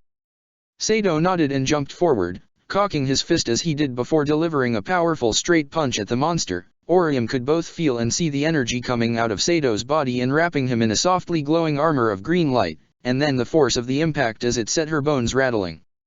Still, the hollow was much worse off, its arm looking clearly broken by Sato's punch, its leathery white skin marred by dark, smoke-like blood. Once they landed, Sato glanced around, clearly trying and failing to identify where the enemy was, but Orium could see it, preparing to stomp on them and shouted. Dodge to the right. Sato did, and a moment later the ground shattered under the stomp, small glowing shard flowing everywhere. Then Orium shouted for Sato to charge, and he tackled the monster's leg with his shoulder, once again smashing into it with a force that left her shaking but also broke the monster's leg, sending it toppling to the ground. Orium let out a shout at that, raising her arms in victory as she said. We did it. We managed to take it down. No. Careful there. Orium turned to watch the wounded woman trying to get up, her eyes wide with fear and surprise. Looking behind them, Orium turned, to find the hollow's other arm. Wasn't it broken? Smashing into them. She didn't even have the time to tell Sato which side to dodge, but at least the warning from the woman had him raise his glowing armor just in time before the huge monster's hand slammed into them, and sent them both flying. Orium found herself rolling on the ground. When she stopped, she couldn't see for a moment, and it took her a moment to realize it was because of hairs on her face, her hairpins having fallen off due to the hit. She reached for them quickly, hands closing over them as the precious treasure they were ever as she looked around. Sato had taken the full brunt of the attack from the hollow, and was on his knees, bleeding. In front of them, the hollow looked like it was getting up to its feet, even as one of its legs was broken, except, it wasn't. She placed her free hand over her mouth to keep from shouting in shock, as she watched their enemy slowly but surely getting back up, whereas Sato looked far too hurt to even try and do the same. How? It's the true strength of hollows. If you don't put them down decisively, they'll always recover, eventually. Orium turned to her side, where she found the other girl laying, a grimace on her face. She then turned at Orium and asked, "Tired? Are you strong enough to carry me? One of my leg is still working. I can kill that thing if I can just reach its head. Destroying the mask in full is the best way to defeat them." "No, Sato was carrying me, and... damn. I guess we're done for then." There was a sense of resignation in the older woman's voice, which left Orium completely stumped. Why was the Fullbringer giving up? Ichigo wouldn't give up. Sato was still trying to get up, even if he was almost entirely covered in blood. And Orium herself, she was completely useless. She'd thought she could help, but all she could do was watch. It was just as when her brother had died, she'd been unable to do anything about it. She desperately clutched the one reminder of him she always carried with herself, the hairpin that were now in her hand, even as the gigantic hollow finished getting up and started lumbering closer. The stomping step of the monster sent a shockwave all over the ground, and Orium could feel the woman next to her let out a small cry of pain, while Sato's effort to get back up failed as the shaking ground made him fall down again. And as the monster moved another step closer, Orium knew that she had to do something, anything, even if it was useless. She had to try. So she got back to her feet, her fist clenching, the hairpins inside pricling her palm and leaving her painfully aware of them, bringing to mind those last few moments with her brother's ghost, when she'd been able to bring him back to his senses, if even only for a minute. It was just a moment, but she'd helped there, even if she didn't knew it, and she couldn't help the hope that if she could just help one moment here, stop this hollow for just a second, maybe that'd be enough. The determination filled her, giving strength to her steps, steadying her body so that she stopped shaking, her eyes narrowing as the image of the hollow seemed to become clearer in her eyes, its ugly lion-like mask more clear. The hollow moved, rearing its fist back and roaring in challenge, and she stepped in front of Sato, back straight and head held high as she moved her hands in front of herself in a curt motion that she could almost feel was being made powerful by how much she wanted this to work, and shouted the one thing she wanted most in the world with all the confidence she could muster, almost feeling like the very emotions were flowing out of her as she spoke. "Stop." Of course, the monster didn't listen, instead swinging his powerful punch with all the force its massive body could pack into it, only to actually be stopped cold millimeters in front of her, a sound like a gong echoing through the maze as it did. No wind or any other effect of the impact reached Orium, and as her eyes widened, the monster pulling back its fist with a howl of pain, fingers and wrist clearly broken and bent out of alignment, Orium saw that there was a triangular shield standing in front of her, thinner than a leaf of paper, and yet absolutely undamaged, glowing with soft white light. What's going on? Hey. We're here to help you." Orium refocused his eyes, and realized it was a small, tiny fairy that was speaking at her. As she watched, she realized that it was only one of three, floating in front of her with a satisfied expression, while three more were at the corner of the shield that had protected her. She couldn't help herself as she poked the one who had spoken, a female spirit with its hairs tied in a top knot much like a samurai would have and wearing a kimono, as she asked, "Are you a flying bug spirit or something?" The creature laughed and answered, "Of course not. Don't you recognize us, Orium? We're the ones who are always the closest to you." "The closest?" "Of course. And we're here to help. Your determination brought us forward, your strong emotions woke us up from our slumber." That brought a sudden realization to Orium's hand, and as she checked, the hairpins in her hand were glowing with the same white light as the shield in front of her, which caused her to smile as she grabbed the little fairy and shout, "Oh. So you're awakened item spirits, like the mean girl was saying before.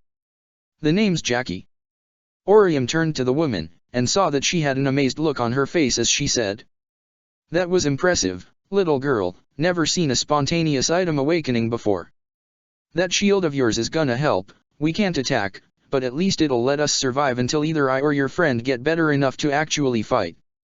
"We can totally fight, woman, so shut up already." That, Orium saw, was another of the 6 tiny fairies, this one a man with messy black hairs and a ninja outfit of sort. Orium turned to him and asked, surprised. You can. That was when the spirit in her hands freed herself from Orium's grasp and answered. Of course. And we can heal your friends, too. You wanted the power to relieve that lost moment, and for bad things to stop happening, didn't you? So we gave it to you. Orium was left perplexed by that, but the ninja then spoke up, annoyed. Stop with these complicated explanation, let's just show her. And with that, the fairy zipped forward, grabbing the hand of the third free fairy, a small girl that seemed to have a game bug-like tent cover above her head, and dragged her along. A moment later, the two were flying together, and then they separated, still flying forward but each one on its own, except that Orium could see a long strand of glowing light spreading from one to the other, keeping them connected in a way. And as they both charged past the hollow's leg, one to its left and one to its right, the string of light went inside, and then through it, so that when they stopped, there was an eruption of dark smoke and black foam. Before the leg was split in two by the attack, the lower half sent flying while the rest of the hollow collapsed to the ground with an impossibly loud crash and sending the strongest shockwave yet through the ruined clearing. Orium couldn't help but grin at that. The attack, it had been so cool. Of course it was. Want me to explain? She nodded to the samurai fairy, and she said. Right, so each of us can create a very small zone of stopped time. She demonstrated, spreading her arms wide and being enveloped in a small globe of white light that barely surrounded her, then went on. One of us alone can't do much, but together, we can cover much larger zones with the effect, and since the time is stopped inside, nothing can move past it, and if something is forced to, it's just destroyed. And we can also rewind the time a bit inside of it, so that bad things won't come to pass. Here, let us show you. Then the fairy gestured to the three who were maintaining the barrier, and they disengaged it, the barrier disappearing as they set themselves in a triangle around Sato, while the samurai moved to the top and said, Come on people, let's show our full power. The other three fairies, a lean girl in a mini dress, a large muscled one, and a bald one with a more elegant dress, all nodded, and then Sato was inside a pyramid of white light, and then Orium saw all of his wounds disappearing, even his clothes mending, as if he'd never been hurt at all. While her friend sat up, the four fairies deactivated their power and flew after her, soon joined by the other two, and the samurai said, Of course, we should introduce ourselves. People, line up. These are Tsubaki, Lily, Began, Hinajiku, Ayam, and I'm Shino. We are the Shun Shunrika, and are here to protect you. Orium nodded as she memorized the names, and was about to say something when the hollow let out another powerful roar. She turned to watch it, and saw that it had grabbed its leg and placed it against the cut-down stump, and in the time Sato was healed, it had also healed itself, and was getting back on its feet. Tsubaki, the ninja fairy, seemed peeved at that and said, Let us attack again, Orium, and we'll cut it apart. Wait. Orium turned to Sato, who was back on his feet, and was now focused straight on the hollows, which meant, Sato. You can see it now. He nodded, then turned to Jackie and said, That awakened item thing, how does it works? She scoffed and answered, What, thinking that just because now you can see spirits you can simply activate it? It's not that easy.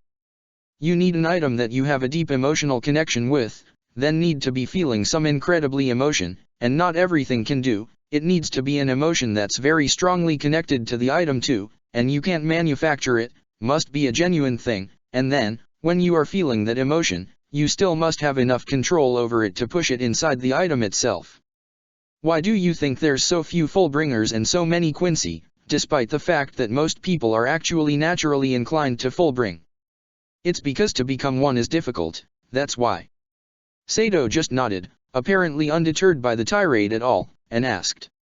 When you say to push the energy in the item, you mean like I do to protect myself? Jackie shrugged. Yeah, but more focused and most strongly, pushing it all inside the item itself. Sato nodded once again, then turned toward the monster, while using one of his hands to grab the golden disc dangling from his neck. Meanwhile, the huge hollow had gotten back completely, and was charging at them.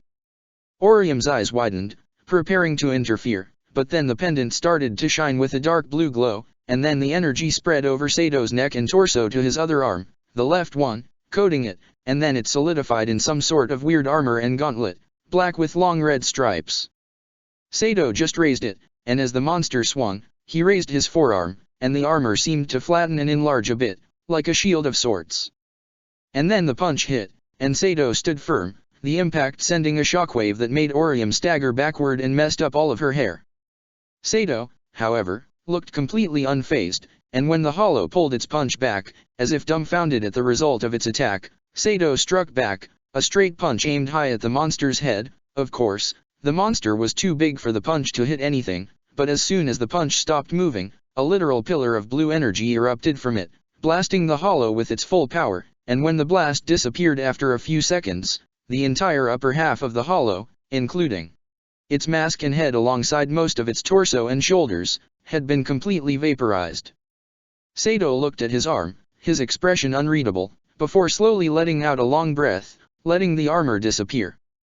That was when Jackie started to chuckle and said, "All right, big guy, I'll concede, that was impressive, to achieve a functional partial awakening on the first try.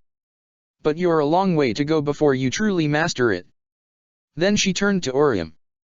"Say, girlie, how about you heal me up now?" Orium nodded and moved forward, and Sato reached them, crouching next to her as he said, a finger aimed at the Fullbringer. "Tell us everything about your group." Orium nodded at that. She really wanted to know what was going on here. Chapter 10, Backstory. "So, how about you start, Kyojo? What exactly were you trying to do that lead you and my son to butt heads?" "He was summoning hollows, and is working for a dangerous terrorist who stole a doomsday weapon. That's why I attacked him." Jinjo glared at Ichigo for speaking before he could answer Ishine's question, but Ichigo's father didn't move his eyes from the body of Yukio as he said, "I'd like to hear it from him, Ichigo, maybe that way he can give us a reason for why he was doing it. I know for a fact that this spiritual stuff tends to get really complicated, especially when politics start butting in." Jinjo scowled at that, and answered, "You would, wouldn't you? With the way that little dash. Say anything unflattering about Masaki and I'll be throwing you out, Kyojo. If you want to wait here for your young friend to be healed, instead of outside, you won't be insulting my wife under my roof." The Fullbringer raised his hands in a peace gesture, then shook his head and said, "Right. So, the guy your son called a terrorist is actually just a Shinigami who betrayed their own." That caused Ichigo's father to smirk as he said, in a tone that was mocking the one Jinjo had used before when addressing him, "Are you working with Shinigami now, Kyojo?" He frowned, then answered, "Look, while I didn't know he'd stolen a doomsday weapon, he told me that the Shinigami were after him because of a theft, but according to him, he'd stolen it to keep out of their hands. If it's truly as your son says, then I'm saving us all by working with him." Ichigo snorted at that, which caused a glare from Ririka, but when he didn't say anything, Jinjo continued, in a more sedate tone. "Anyway, the point is that he helped us find a way to use Yukio's item to open a portal to Hueco Mundo, and use it to drag hollows here for me to kill and steal their abilities from." "You can do that?" Jinjo glared at Ichigo for having been interrupted, but answered nevertheless, in an annoyed tone. "Yes, I can. Anyway, that wasn't the point of it. The idea was that by doing this, we could lure Shinigami to us, so I could have my revenge." "And what of your so-called friend, what would he get out of this?" "That we'd drag the Shinigami here so he can trap them, and thus be able to dictate his conditions to the Shinigami, and I wouldn't mind having somebody more rational in charge of them, to be honest." Then he glared at Ichigo, adding, "Which clearly is working, seeing as they hired your son to send him against us. And no matter how much you might pretend he's not one of them, I can tell he's not corporeal right now, and the power he used when we fought were not those of a Fullbringer, he used Shinigami tricks." Ishine glanced at Ichigo with surprise and asked, "Did you die when I wasn't looking?" Ichigo resisted the urge to just strangle his father for still being his idiot self at a time like this, then answered, "No, I've just learned how to walk out of my body in spirit form. When I'm like that, I can use the same abilities a Shinigami could." The whole room looked at him with confusion at that, with Ishine chuckling and commenting, "That's quite creative, I'm impressed." Ichigo was about to answer, when he noticed that his father's soul suddenly seemed to glow a bit brighter. He focused on what he was doing, and realized he'd pulled out what looked like a set of more outdated medical tools than he normally used, and the moment he touched them, they seemed to awaken with power, not unlike, now that he thought about it, the way Jinjo's sword or Jackie's boots had when they used it. Which removed any doubt he might have left, but still, he couldn't help himself as he asked. "So, you are a Fullbringer then?" "Oh, he didn't tell you." Ichigo turned to Jinjo, who was looking quite amused, and when he noticed he had his attention, the Fullbringer went on. "You see, me and your father were working together, a couple decades ago. Why, he was one of the most dedicated member of our old group, you know? In fact, Jinjo, maybe it's not that good of an idea to explain all of that. I'm sure Ishine would prefer to do that on his own." To speak, Ichigo realized, was the old guy with the mustache and leather strap over his eyes, who his father had seen to first and had now woke up. Jinjo turned to look him with a raised eyebrow as he asked. "Doesn't he has a right to know?" "That might be so, but provoking Ishine over the matter won't help anyone." It seemed like Jinjo was considering going on anyway, and honestly Ichigo wanted him to. He wanted to know how his father had happened to get involved with a guy like this one, but perhaps Jinjo noticed, for he didn't explain any further, instead offering a smug smirk as he answered. Perhaps you're right, Kiriko, it really isn't my place to say." Ichigo knew what Jinjo was doing. He was trying to annoy him while also pitting him against his father. But while Ichigo was angry, he had much better reasons to be angry at Jinjo than just his sniping, so he said, letting the anger fill his voice. "No, but you know what is your place to say? What you did to my friends, and how you are going to remedy that." Jinjo waved his hand, dismissive, as he said. "The two who were trapped in Yukio's pocket dimension will free as soon as he's conscious." "And what about Rukia and Ishida, What have you done to them?" Ririka shrugged and answered. "I just miniaturized them, it's nothing bad. It'll wear off in a month or so, no need to worry about it." "No, you're going to reverse it as soon as your friend here has recovered." "What? Why would I do that? Those two were huge jerks. That archer bastard nearly killed Yukio." Ishine suddenly stopped in what he was doing at that, clearly quite surprised at the news, and Jinjo immediately pounced verbally on him as he said, needling. "What, you don't approve of your son working with Quincy, Ishine?" It's not that surprising he'd seek help from his kin, after all, even if he had to go behind your back to do it. Ichigo frowned at that, and asked the Fullbringer. "What are you going on about?" Jinjo stared at him in surprise, then his smirk turned even more vicious as they turned to his father again. "Really, Ishine? You didn't tell him even that much? You really have been keeping a lot of secrets, haven't you? How comes, Do you not trust your son at all?" There was no need for him to know. Ishine was gritting his teeth as he said that, which caused Ichigo to turn to him as he asked, perplexed. "No what?" His father seemed very conflicted for a moment, but then let out a long breath and said, sounding incredibly tired even as his shoulder sagged. "I'll tell you. Let me finish with this first, then I'll tell you everything." Ichigo really wanted to know about it right now, but Jinjo's self-satisfied expression was enough for him to hold it in for now, and he waited in silence, while his father continued to work at saving the life of the boy who was working with a guy that Ichigo could not call anything but an enemy. Rukia smiled once Urahara's shop came into view, and said to Ishida, who had been following along as they went. "Try not to let yourself be too shocked, Urahara can be a bit weird when you don't know him well." Ishida raised his eyebrow at that. "Is he the one leading your expedition here?" Rukia chuckled at the idea. While Urahara could probably do a good work if he was forced into a leadership position, he'd never accept one voluntarily. It was why they worked so well together. "No, the leader of the team here in the mortal realm would be Captain Yoroichi, although the real brain of the operation is my captain back in Soul Society. He's the one who comes up with the plans, we just implement them. He's probably the smartest man I've ever met." "I see." Ishida paused for a moment, then asked. "And you have no trouble leading me to your headquarters? You're taking a pretty big risk." Rukia shrugged at that.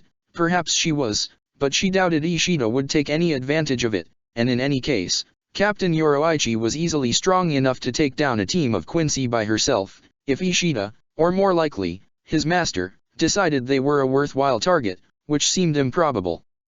So long as Ishida didn't sell them out to Hirako, there was nothing to worry about in him knowing their base's location. As they made it to the shop, Rukia just led them in through one of the open windows to the back room, where Urahara was fiddling with some new creation of his. Rukia didn't even bother trying to understand what it was. She probably could, but it'd take a couple hours, which she currently didn't have, and instead she jumped in front of him, before drawing his attention by using her favorite Hado spell, conjured a giant golden sphere which, even at her current size, was still more than big enough to attract any onlooker's attention. Urahara frowned, before pulling out a magnifying monocle with variable lenses, a thing he'd built to make a portable version of more traditional microscopes, and placing it over his right eye, after which he smiled. Rukia. I guess something went wrong with the mission. Yes. Turned out the people who were summoning the hollows weren't our targets, although I think they're working for them. Instead it was a group of Fullbringers, one of whom had a miniaturizing ability. Do you have anything that could help? He seemed to consider the question, then shook his head and answered. I have a couple of ideas on what might work, but honestly, they'd be very dangerous, as I haven't really been able to test them much. If we could just have the Fullbringer who did this revert it, that'd be a much better way to go about it. Assuming that whomever did this is still around. Rukia nodded. Yes, although she ran away. Don't you have something we could use temporarily, until we track that girl down? Fighting like this was entirely too much of an hassle against a single hollow. I don't want to have to do it against an enemy who already beat me once. Fair enough, and I think I have just the thing for it. Rukia frowned. Urahara looked far too happy about this, which could only mean. Is it a special Jigai? Of course. That caused Ishida to ask, sounding curious. How did you know? Rukia let out a huff. She wasn't really annoying, but the man's obsession with this one out of all his inventions was a bit silly, and explained.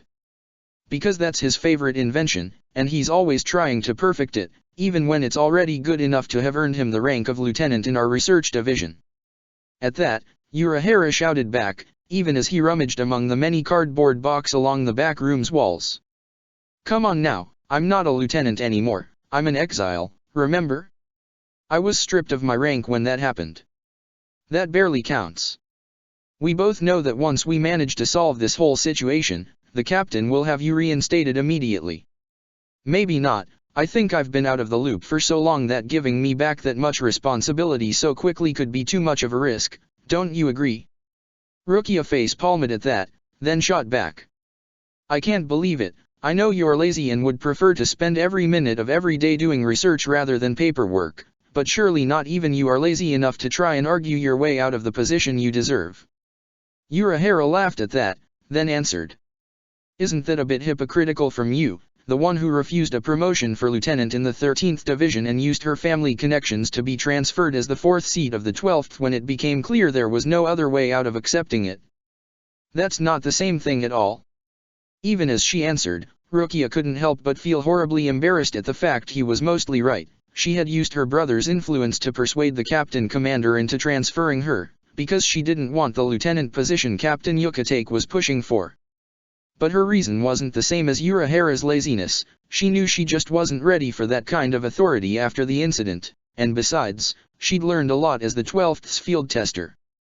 It had been the right call. What sort of position is named 4th seat? What does it mean? Rukia turned to Ishida at his question, and explained. It's the way ranks within the Godai 13, the Shinigami's armed forces, are structured. Each of the 13 divisions has a captain, which ultimately makes all the decision, and a lieutenant, which is the second in command and takes on the captain's duty in their absence. It's why captains and lieutenants tend to not be deployed together outside of special situations. Under them, every division has 13 platoons, each made of 26 10-man squads. Naturally, there's 26 officers commanding each squad, and 13 higher-ranked officers who each command a platoon. These 13 officers make up a division's command council, meaning that they're allowed to sit on command meetings with the captain or lieutenant and, if they're all unanimous in a decision, they can overrule the captain's decision. She chuckled at the idea, and went on. Never heard of that ever happening, but it's still in the regulations. That's where the name of seated officers comes from. They're ranked from 1st to 13th, and generally the lowest the number, the more important is the officer and the more competent their platoon is, so the first seats tends to be stronger than the second, who are stronger than the third, and so on. The squad leaders are called unseated officers because they're the ones who don't sit on meetings. Since there's nearly 350 of them per division, they're obviously not numbered, instead they tend to use the number of their platoon, so there's 26 first unseated officers and so on. Rukia paused there, noticing that Ishida had followed the entire explanation with great attention and now looked thoughtful, and asked, amused at his reaction.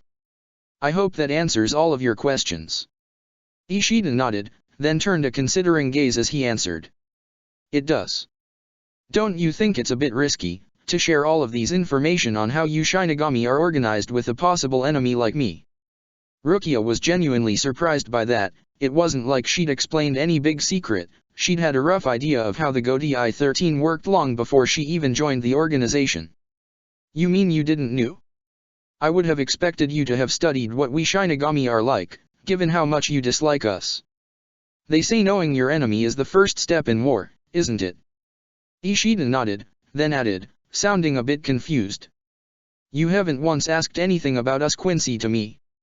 Rukia shrugged. It hardly seemed important to ask about them when she had no plans to fight Quincy, and besides, she doubted they would ever be able to be a serious treat to Shinigami. They never had been in the past, after all, despite their best efforts.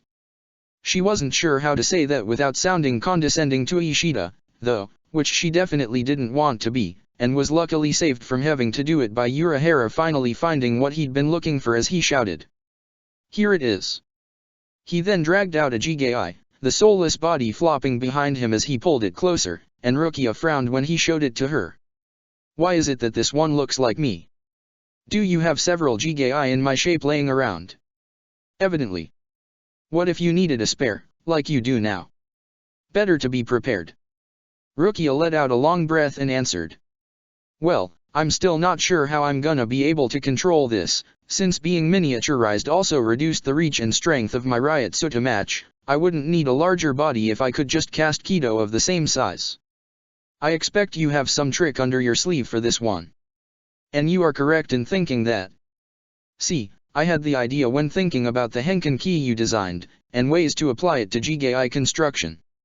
Basically, the goal was to wrap the Jigai into a net of Reishi that would allow to fold it so it could be made portable and brought along anywhere, right?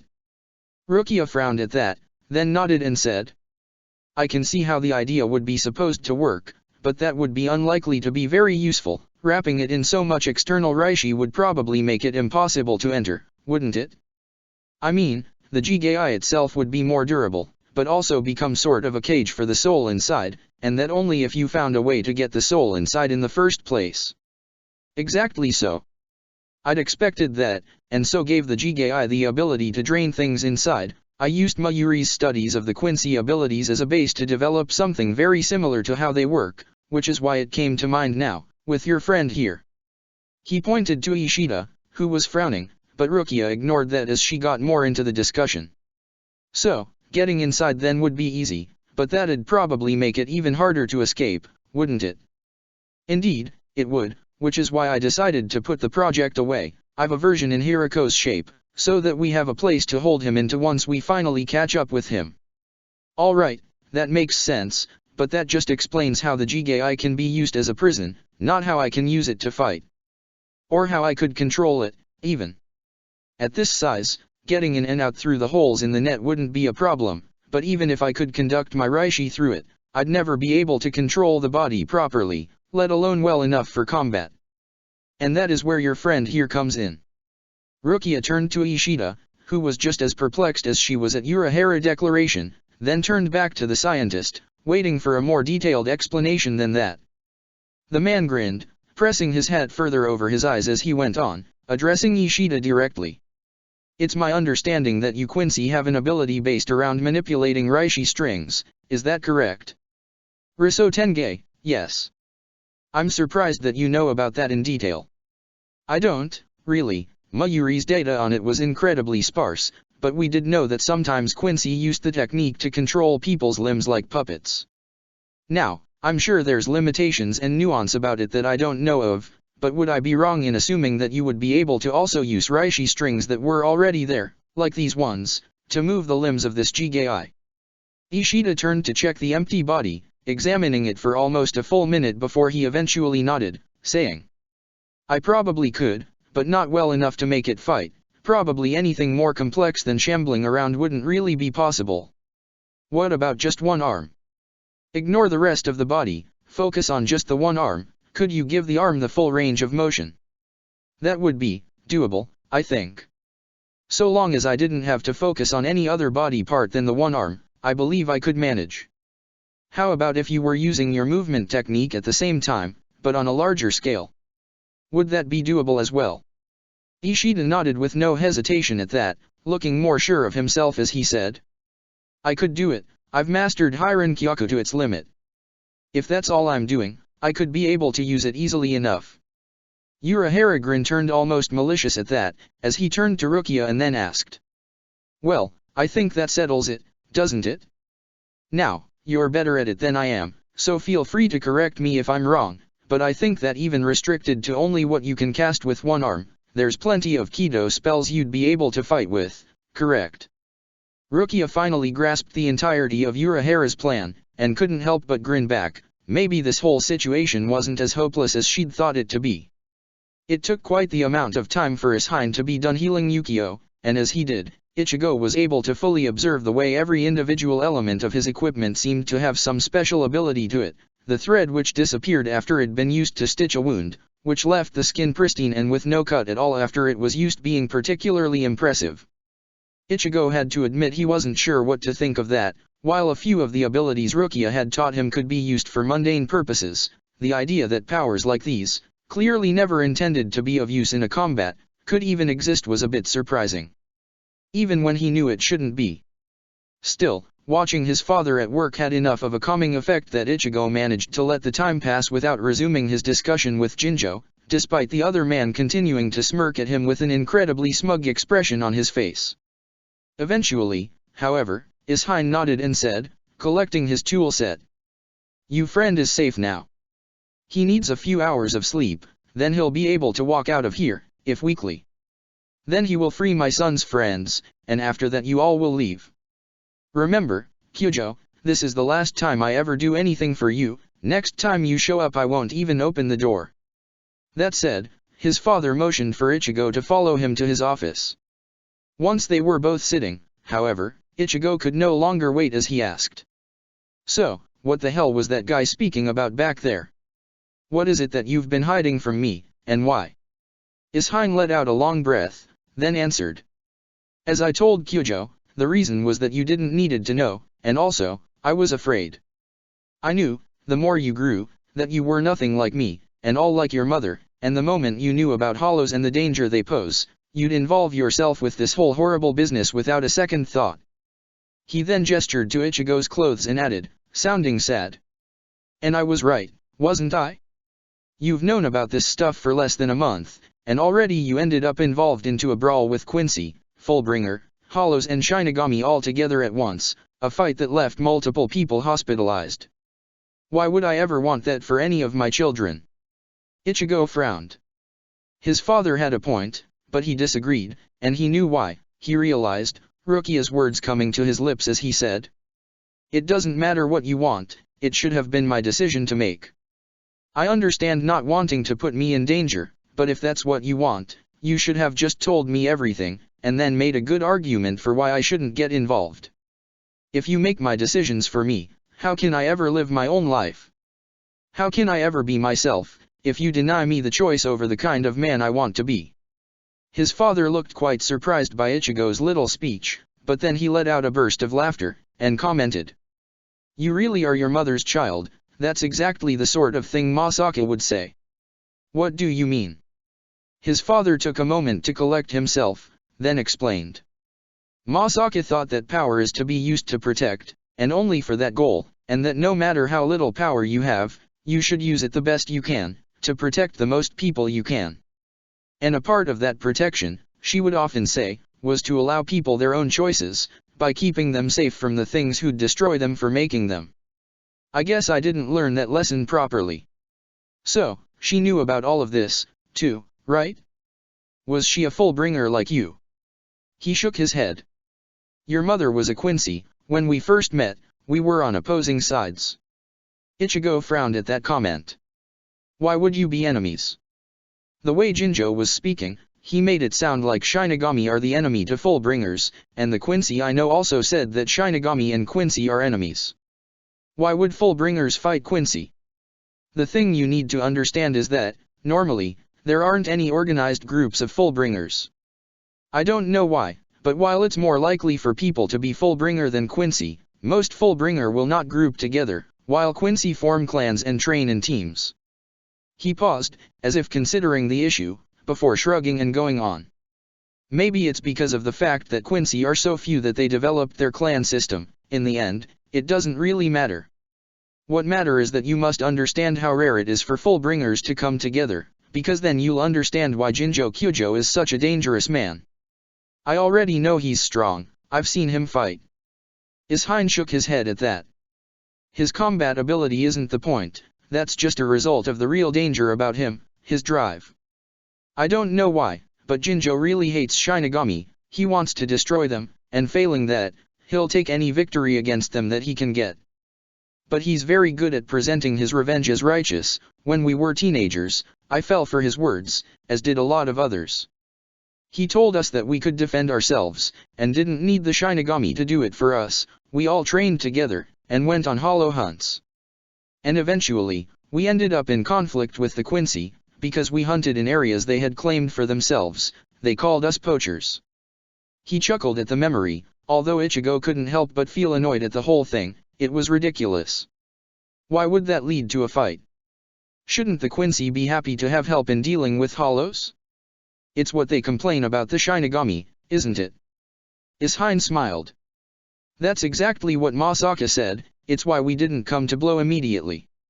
But Ginkgo was actually seeking a fight, for reasons I'm not sure I've ever fully understood, and the leader of the Quincy was also quite stubborn. Which is why Masaki abandoned them, to protest against their refusal to look for peace, and that's what inspired me into leaving Jinjo's group myself. Seeing that she was willing to abandon her family to do what she believed was right suddenly made it seem much easier to leave behind people I wasn't even sure were true friends, which I had been having second thoughts about for a while. Ichigo nodded, then frowned, and asked. Okay, but why would Jinjo think that this was some big secret that would make me hate you? Because of what happened next. Without me and Masaki acting as calming influence, the conflict degenerated to the point that an extremely dangerous hollow, one that both the Quincy and our group had been hunting for months, managed to reverse a trap Jinjo had prepared for him by leading the Quincy into it, then took advantage of the infighting to very nearly exterminate Jinjo's team alongside a number of the Quincy. Jinjo and Giriko were the only two survivors of the 8 people with him, and 5 Quincy also died alongside them. The hollow ate most of them before running away. So he accuses you of the death of his team, just because you weren't there to help him. Yes, he thinks that if I had been there to heal them mid-fight, the hollow wouldn't have escaped. But the real reason he wanted you to know is that the hollow which escaped him was the same one who killed Masaki. Ichigo could feel himself going very, very still at that comment. If that was so, Jinjo had been saying that his father was at fault for his mom's death, a death Ichigo had blamed on himself his entire life. And for that reason, he knew that this did not make any sense at all. Mom didn't die fighting a hollow. I was there, I saw a kid and ran to get her. Mom ran after me, but with all the rain, didn't see the car that ran her over, and I later realized the kid was a ghost. That's the reason why it disappeared so suddenly. There were no hollows involved. Ishine shook his head at that. No, that's what you thought happened, but it's not the truth. I checked over Masaka's body, and I could see the spiritual wounds alongside the physical ones. And I'd seen the wounds the Grand Fisher left behind when Jinjo brought to me Giriko to heal. I could recognize those anywhere. Besides, if her soul hadn't been eaten, she would have not disappeared without first saying her goodbyes to you all. You know I'm right about that. You're saying that, for all this time, it was in hollow all along, and you always knew, but, you never told me, and I kept believing it was all my fault, that Mom died because of my mistake. Ichigo saw his father flinch, and realized that he'd never let his father know how he felt about that. He saw him getting up, reaching to comfort him with a hand, but before he could, Ichigo stammered, as quickly as he could. I need to think this over on my own. Then, before his father could stop him, he left by phasing through the wall, until he found himself outside. He almost felt cheated when he found that it wasn't raining, so he just sat down, cradling his head in his hands, even as he tried to come to terms with what he'd just learned. He stood sitting there, alone, for a long time. Check the description for the links to the author.